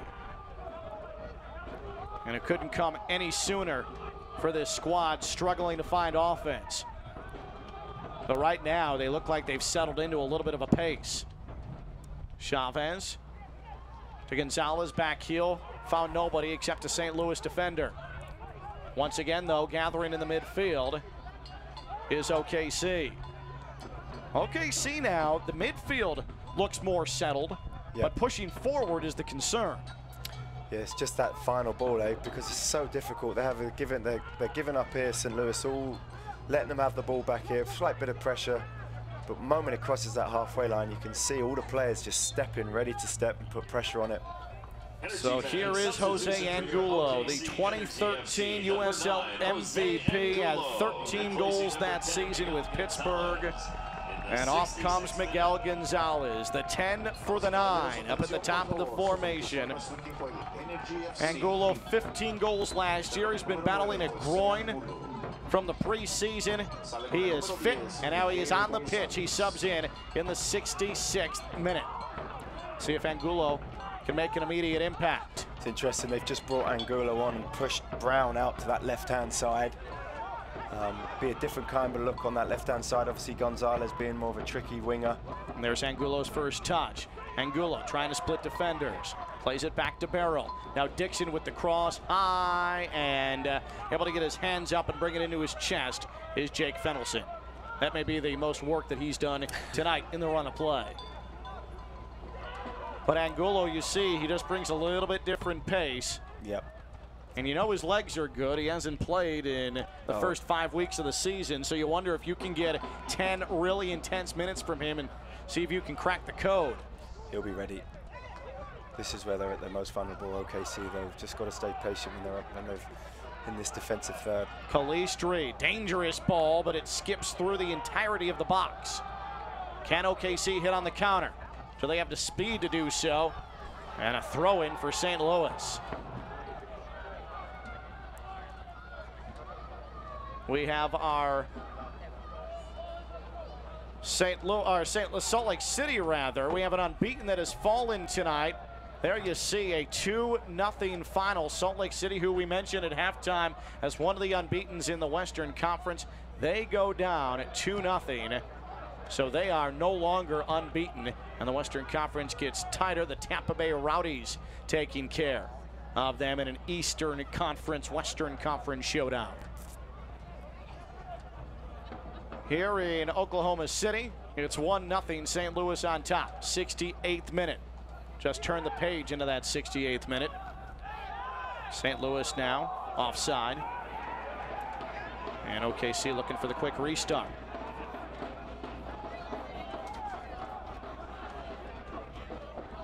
Coming up to the ball and trying to get OKC back underway is Kyle Highland. The Energy FC Gold Card, benefit for season seat members that earns them discounts at several metro area locations like Carl's Plaques, the Soccer Store, Dental Works, and Movie Central, and Flower Boutique in Tuttle. To learn more, visit energyfc.com/gold. That's energyfc.com/gold.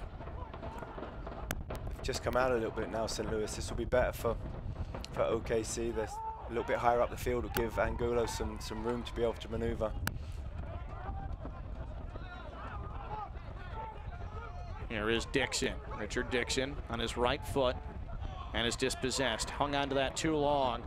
Now they battle, and it is going to be Barrel called for the foul, and he is incensed. He's getting frustrated, Barrel. You can see nothing's going his way at the minute. He's trying to press. He's trying to get on the ball and make things happen, and every time he does, one of the St. Louis players goes down and he's losing his frustration. Just see here, he just stepped. It is a foul. Sure. Hilton there just gets his body in front. Great midfield play. Uses his body to protect the ball. Feels the touch from behind and goes down to the ground. So as we were just mentioning, Salt Lake City going down, one of the unbeatens in the Western Conference. There are now just 2 in the West that are without a loss in 2018. It was Salt Lake City going down to Tampa Bay Rowdies. They're playing some exciting soccer as of late, is Tampa Bay. They're a tough matchup. Yeah, Stewie Campbell down there is doing a good job. Obviously, just missed out last year in those playoffs, and always constructs a great team down there. He's done well to beat Salt Lake. Here is Dixon, able to keep it in play. Dixon, can he do anything with it? That's the question. Barrel now. 3 defenders swarm into the ball for St. Louis. They keep their shape, and having to retreat to the midfield is OKC. Frustrating, I'm sure, for OKC, but they are trying to maintain their patience. This is punched high in the air. This is going to bound to Fennelson, who watches it roll, and he'll finally pick it up, and we are in minute number 70. I was just watching Angulo there, who was talking to his midfielder. He did some hand movements as if to say, keep it moving, try and find my feet. He's got to go into his feet. Anything over the top is going to spin through into the goalkeeper's hands or out of play. They've got to try and find Angulo's feet in a build-up. Here is Dixon, who's been extremely active in this half. He's pushed off the ball, and there's the whistle. You see the frustration there from Anthony Pulis. Thought his players won the ball there. And it looks like Dixon is still down. The USL's official Twitter feed keeps you up to date with news, live game updates, and highlights from around the league 24/7. Follow on Twitter at USL. Just see the replay there. It was another foul. Centre forward. Voliski just comes into the back of Dixon, knocks him over. Fennelson with Angulo approaching. picks the ball up softly. And Finnelson's going to take his time. St. Louis looking to improve to 3-1-2 on the season. We were talking about those unbeatens. There's one lone loss for St. Louis. And you think of all the possession that OKC's had in this, and the goalkeeper there, Fennelson, he hasn't really had anything to do, much to do all game, you know. Life has been good for him back there. This is going to roll back to Van Oekel. It's been a tough night for both offenses. St. Louis, once they scored that goal, they've been content to... They just did exactly what they're good at. Absolutely. Put those 2 banks of 4 in place and just shift and move and work hard and stay disciplined, and they've done it very, very well. Yeah, they have been content to stay disciplined. In fact, speaking of discipline, St. Louis, what a touch. The least yellow card accumulation of any team in the USL headed into tonight. No yellows tonight either. From St. Louis? From That's St. an amazing Louis. stat. Yep. You wouldn't think it from the way that they press How and push and how physical they are, that they've got the least amount of bookings. That's a disciplined side there. Sure. That tells me that they're bought into the system, that they all believe they're all working for each other. That's a bad ball from Richard Dixon, and unable to step in front. It's Calistri pushing it forward, but it's Ibiega, got a foot on it, and now they're just volleying the ball back and forth in the midfield, and that's not going to do OKC any good. Ibiega, as this ball is played to the far side.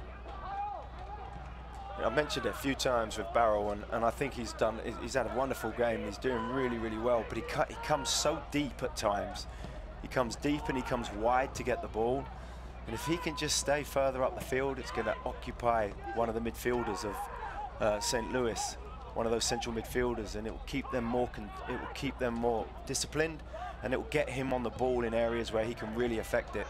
But he's getting frustrated, so he's going to try and find it on different areas of the fields. But if I'm a midfielder for St. Louis, I'm happy that he's everywhere apart from in the middle of the park trying to cause problems, right? Sure, without question. You know, and that's where the leaders in the OKC has got to hey, stay up front, stay under Angulo. We'll get you the ball into your feet, then make it happen. We're going to have the final substitution for OKC, and Jonathan Brown is coming off. Jaime Cia Romero comes on. Jaime Cia Romero forward from Spain. As Steve Cook, using his final substitution, try and muster an equalizer. Yeah, Brown, you can know, Brown's an out-and-out centre forward. He's a big target guy. He wants the ball into his feet, so going out to that left-hand side was a little bit tough for him. He didn't really find the ball. The system that they're playing, they need to get the ball wide and get their players on it to serve and deliver, and they just didn't get that down that left-hand side with Brown. It appears as if St. Louis is getting ready to send down a substitution. So Pulis up, giving instruction.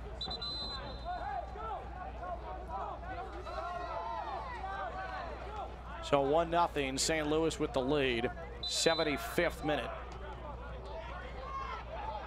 And we are going to have a St. Louis substitution momentarily.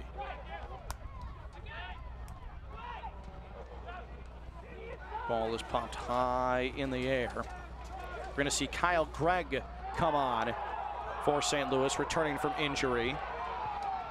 Some physical play at the edge of the box. Valesky took a tumble. He's clutching at his left shoulder. Van Oekel, meanwhile, says, let's play on. And now the referee, Michael Radchuk, is going to come over and clear up the mess. Radchuk will stand over Valesky and ask him if all is well. Here is the replay.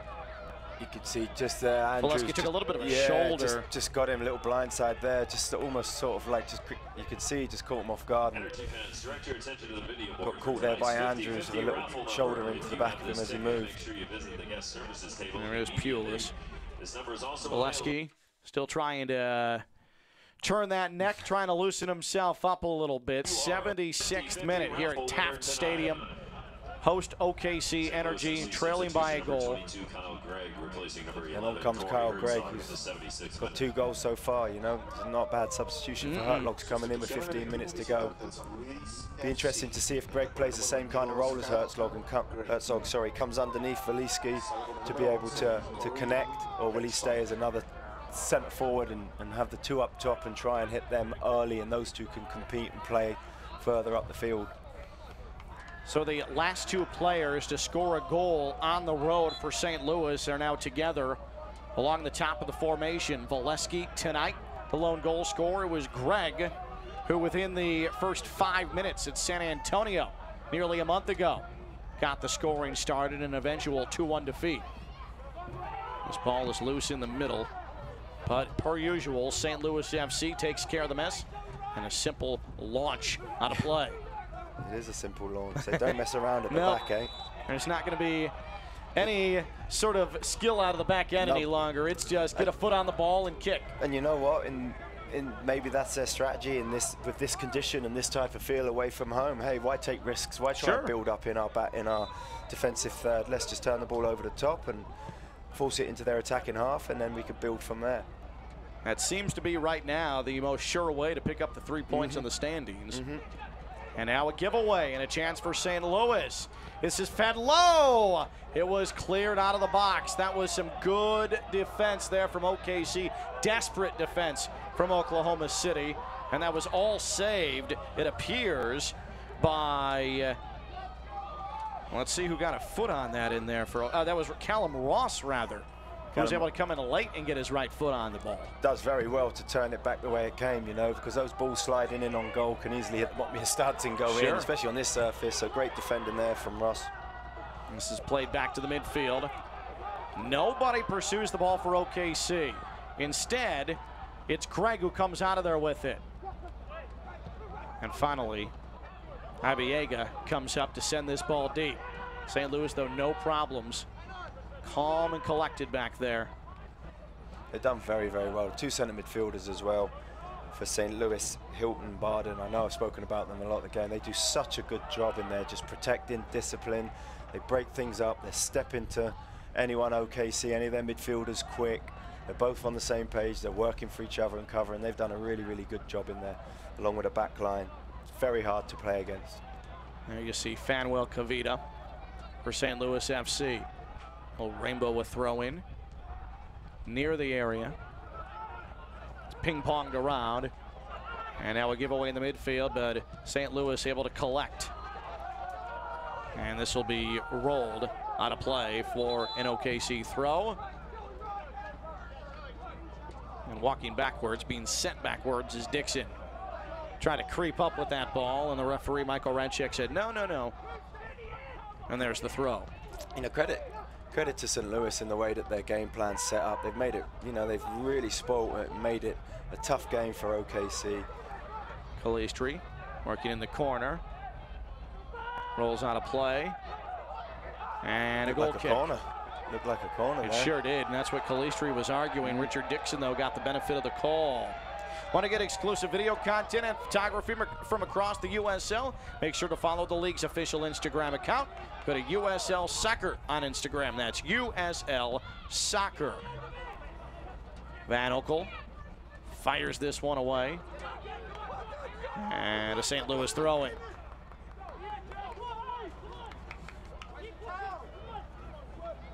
Morelos is a proud partner of Energy FC. Get your grocery shopping done. Buy your tickets to the next Energy FC home match at Supermercado Morelos stores on Southwest 59th and Santa Fe and Northwest 50th and Meridian. That's Supermercado Morelos. Left-footed boot high up into the air. Cutting through this damp atmosphere from Kyle Culbertson, and that'll roll out a play on the far side. St. Louis an attacking third throw coming. Dakers has found it difficult in this game to try and get on the ball. It's not been a game for him normally with his strength. Oh boy. Oof. We have a missed it. Foul called. He sure did. Van Oekel whiffing like McGregor late against Floyd Mayweather. 6'3", 6'4" coming through. You've got to get out of the way of that. They called a foul at the edge of the box. That was not the most graceful moment for Matt Van Oekel. But the bearded keeper will put his right foot into this. Can OKC muster anything? They haven't even been able to push the ball forward here as of late. And St. Louis will have a throw. And Angulo has had one touch since coming on to the match. St. Louis has really controlled possession here, and that's a recipe for disaster anytime you're going against St. Louis and they are controlling possession. They're getting really frustrated now. OKC, you can see it. 10 more minutes left. There is a Chavez yellow. Yep. Is it a Chavez yellow? No, yeah, it's not. I was going to say Chavez. Ross. That would have been a red. It's Caleb Ross. Chavez is getting caught up in it all. Getting frustrated. Feels like nothing going his way at the minute. Third yellow. Still going here, Ross. You can see it. Still talking. This will suit St. Louis. Like you said, they hadn't got it into Angulo's feet at all. He's touched it maybe once since they've come on. It's almost like since they've come on, St. Louis has started to press a little bit more and cause those problems so they can't build up. So St. Louis in no hurry. And Culbertson fire this near side to far side. It's headed down to the turf. And another whistle. I mean, we are just full-fledged whistle parade right now. Michael Radchuk is getting his money's worth in that whistle. It's been very bitty in it this last 5 minutes, which was, again, St. Louis must be thinking this is brilliant. You know, I've played in those type of games where everything's going your way and you're just hooking balls on like this. It's so hard to break down. I mean, this is just ravenous defending from St. Louis. Brilliant. Yeah, it's credit to them. You know, it's credit to how hard they're working for the manager, Anthony Pulis. 6 games in to have everybody all on the same page, all bought into the system, all bought into the style of play. You know, and they've come here, they've come away to OKC in a horrible evening on a hard surface, and they're not going to take any thrills. They're not going to be special. You know what? We'll get our goal quick, which they've done, and then we're going to defend and use our strengths. And for a first-year coach to come in, try and create a culture, and to see your team, after soon-to-be 7 matches, really buy into what you're trying to have them do. You're trying to put together a philosophy that's going to lead to what you believe is going to be winning football, and they're starting to show that character that you've been looking for this early in a season. That has to warm Pulis's heart. Big time. And it would just run through the team, you know. Success, especially in this pro level now, success is, you know, if it comes quick, it gels everything. But what he's doing well, I think, is it's not like he's papering over any cracks. That, you know, I've been watching them the last few weeks, and their system is their system, their style is their style. They take pride in how their shape is defensively, and they've got quality players. Don't get me wrong, they've got quality players going forward when they need to that can score goals, and they've done very, very well. Barrel. There's very little movement right now for OKC. No one making runs. There's no room to maneuver. Dixon, who hasn't had a touch in at least 10 minutes, he's dispossessed. And St. Louis concedes a throw. They're fine with that, though. I'm not sure right now, their form of play, how you score on St. Louis. No. I mean, it's on the verge of another clean sheet, a third for Fennelson. This is sent to the back post. There's Fennelson, got his legs taken out from under him. Is that Chavez who made contact with him?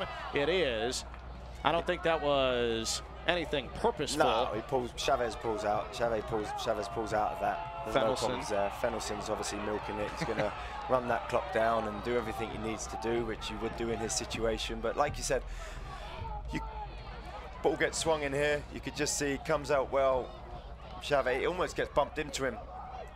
Gets pushed into him there. Visit the USL's Instagram story, USL Soccer. Every Monday evening, watch Kelsey Steele's hat trick as she breaks down 3 key talking points from the previous week's action. There's another whistle. We have a yellow shown against OKC. It's Chavez, and that is a red. So Chavez has been shown the door. His second yellow, and OKC down to 10 men for the remaining 6 minutes. Now you see the pushing and the shoving, and Chavez is going to make his way to the locker room. And he's just, you know, Chavez has to use his, you know, he's got to use his experience there. He's just been caught in a ruckus at midfield. He's now just gone into the goalkeeper a little bit late, and then the very next challenge he comes in late again. You know, that shows the frustration there. That's got to really, really, really frustrate your manager. Being in the game, still got 5 minutes to go here. He just comes in late. Nothing really bad in that. To be fair, he's a little bit late. He's not trying to catch him, or there's no elbows, but it's just a persistent fouling that's cost him. Yeah, I think that is a Lifetime Achievement Award for Chavez as opposed to that one singular moment. For sure. And so Justin Chavez with the red, his second yellow. Picked up one in the first half, one in the second half.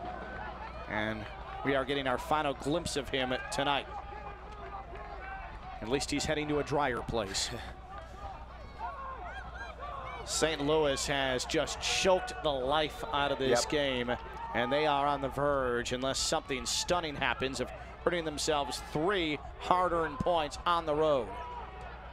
And they will be so happy with this. 1-0 wins away from home. You know, that's how you go on to be successful in playoffs and have a run for the championship with 1-0 wins. Such a great scoreline if you're an away team. Calistri tried to give it a go, and instead he played the equivalent of a flop wedge. So OKC just scrambling, trying to win the ball. St. Louis ironclad. Yep. And OKC's Hilton, you can see him organizing, Hilton making sure. Yep. Nothing silly here, just get organized, keep your shape. But you were saying before, how do you score against this team? I think, you know, their line and when they're away from home was so deep, the only way that you can do is is what OKC was trying to do, but they just didn't have that end product. You've got to try and manipulate the ball, keep it on the floor, what they were doing, and possess it into your front man's feet. Then get your little runs off, and it will need a little combination in around the box, because you go around the sides, they've got great size, they'll defend, they'll win the ball, the goalkeeper's strong from crosses. Oklahoma City is now at 351 consecutive home minutes without a goal. That was beautiful from Calistri, won the ball, and then there's contact and a wrestling match. Bodies are hitting the ground. Brilliant, and it all leads to a throw. Brilliant. I thought he'd actually done it, his work right there, just to nick it, nick the ball and flip it around the corner. Man, there is just frustration all around the pitch from Oklahoma City right now. Pulis, he's frustrated. He has had a scowl most of the night as the St. Louis head man. Yep, I think Anthony Pulis that's his game day face. I think his team takes on that personality though, which is a good thing. This is sent into the box, defenders falling, there's a foul, it's on Angulo. That's really, really good play there from Culbertson. He just feels the touch. He's experienced that, feels the touch and just goes down and draws in the free kick. Well, St. Louis does have a couple of substitutions if they want them, but it looks like Anthony Pulis might go a second straight game using only 1 sub. And this has been a comfortable second half, too. A very comfortable second half. That's the thing about these lone substitutions in the win over LA. Last week, the victory just minutes away here in Oklahoma City, and the 1 substitution used by Pulis. There has been very little drama in the second half of both of these matches. And now we have another St. Louis player. He got squashed between them though. He left him. You can see there, Burden. That's Barden. Barden on the floor. Just as that ball bounces up, gets caught between Angulo and you see the rubber base of the artificial turf, the specks all over Barden's arm. Again, St. Louis here. Barden's going to take his time. Sure. No problems there. Got caught in between a little sandwich there with the bodies and just takes his time getting up, runs the clock down. So we approach the 90. And Culbertson delivers it into the corner. Sure does. Sends it high and deep, and now St. Louis in the attacking third will have a throw. Able to eat more time off this clock, and you have resigned body language on the OKC side now. Both first and second half, they started well, and they just quickly got out their groove, and that's what happens when you're a team that's struggling to score goals and you maintain the ball, and then you can't get shot on target, or you can't, there's no opportunities coming. It soon breaks you out of your rhythm, and it's a tough. They're in a tough spot now, OKC, going into the next game. Obviously, still got 4 minutes here to turn this around with something if they get a lucky chance. But it's going to be, it's going to be a mountain to climb if this continues, game after game, without getting any shots or chances on goal. Do you think this OKC team is better than 5 straight losses?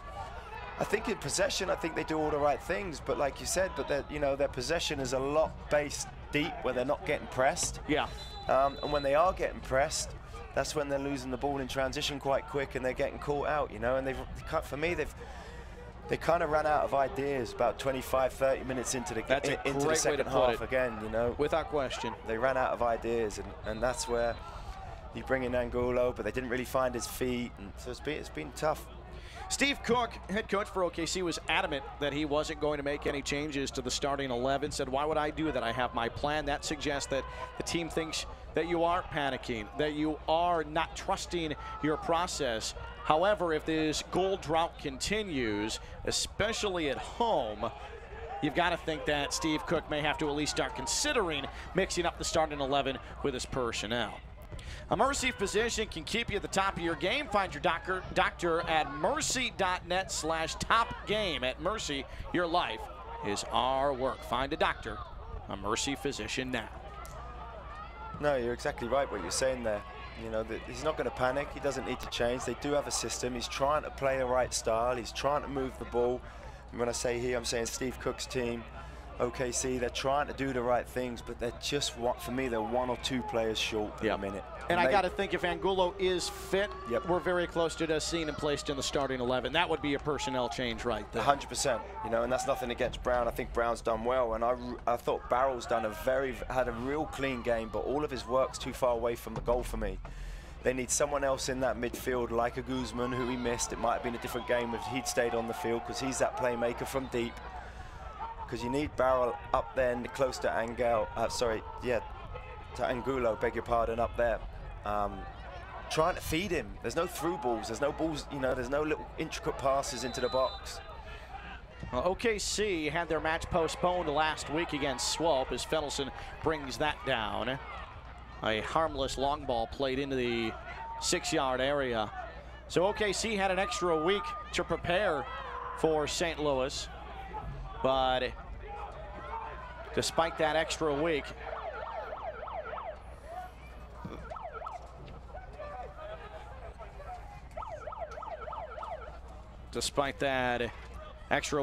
just not enough in the creativity bin from an offensive standpoint. Nope. This is played up. Dixon, that nearly got pushed through, but St. Louis cleans up the mess. But now we have Barrel hitting the turf.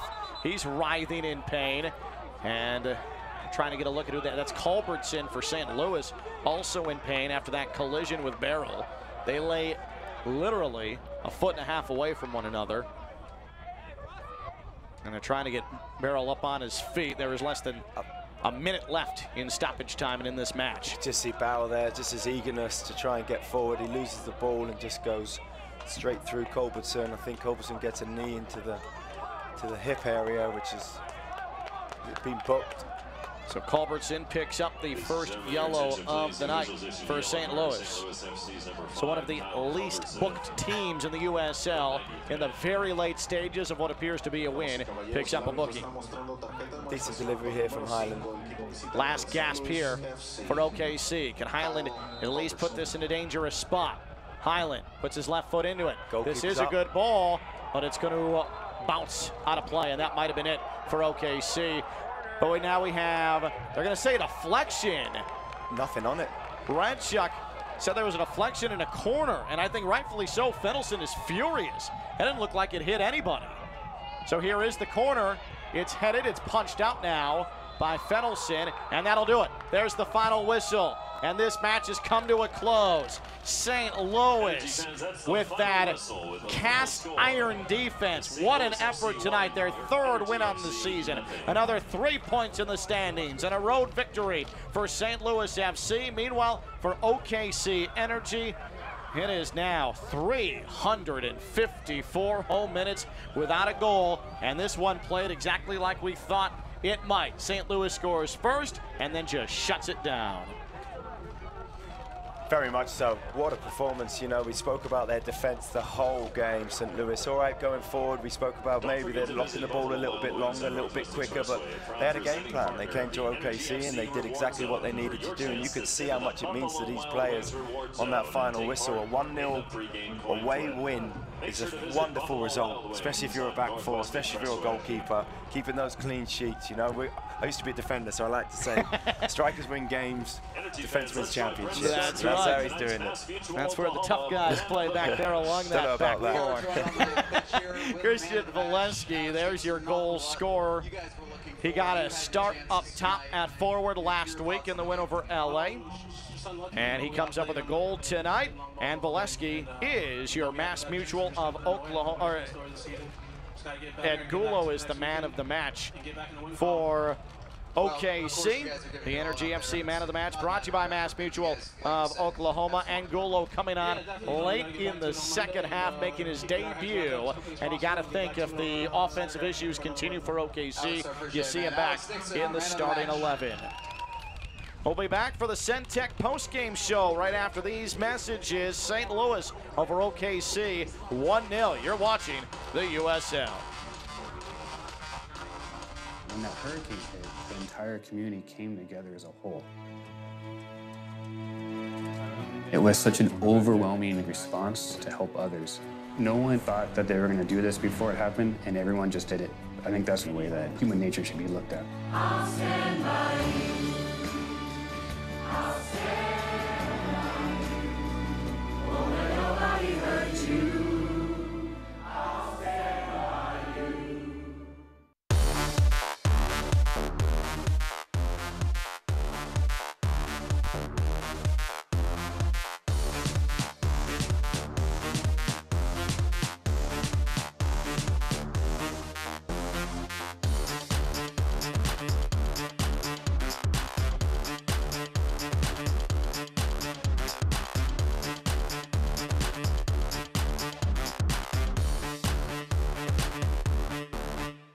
A well's output is only as strong as landing the production stream.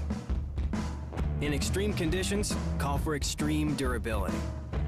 At Syntec, our engineers understand what matters. That's why we craft centralizers differently than anyone else in the industry. Laser cut from a single piece of special steel alloy. There's only one centralizer this strong. Syntec Centralizers, an international symbol of quality. A 1-0 final, St. Louis FC over OKC Energy here in Oklahoma City's Taft Stadium. Welcome to the Energy FC postgame show brought to you by Centec with Sam Stockley. I'm Ken Levicka, and this was a match that was physical. It was brutal in rough conditions. And here are our full-time highlights. And Sam, here's an early great opportunity, opening 2 minutes for the hosts. Yeah, Gonzalez putting the ball in there. You could just see just looking for a little touch off the centre forward, and it would have caused problems. Great little effort here from Valesky there. Great opportunity. Just tries to lift it over the goalkeeper, and here you see the goal. Just skips off the turf there. Valesky there, look, slows him down, opens his body up, creates the angle. Here you can see again, creates the angle and just slots that in the bottom corner. That's a wonderful finish. He's totally in control of that, and great finish there.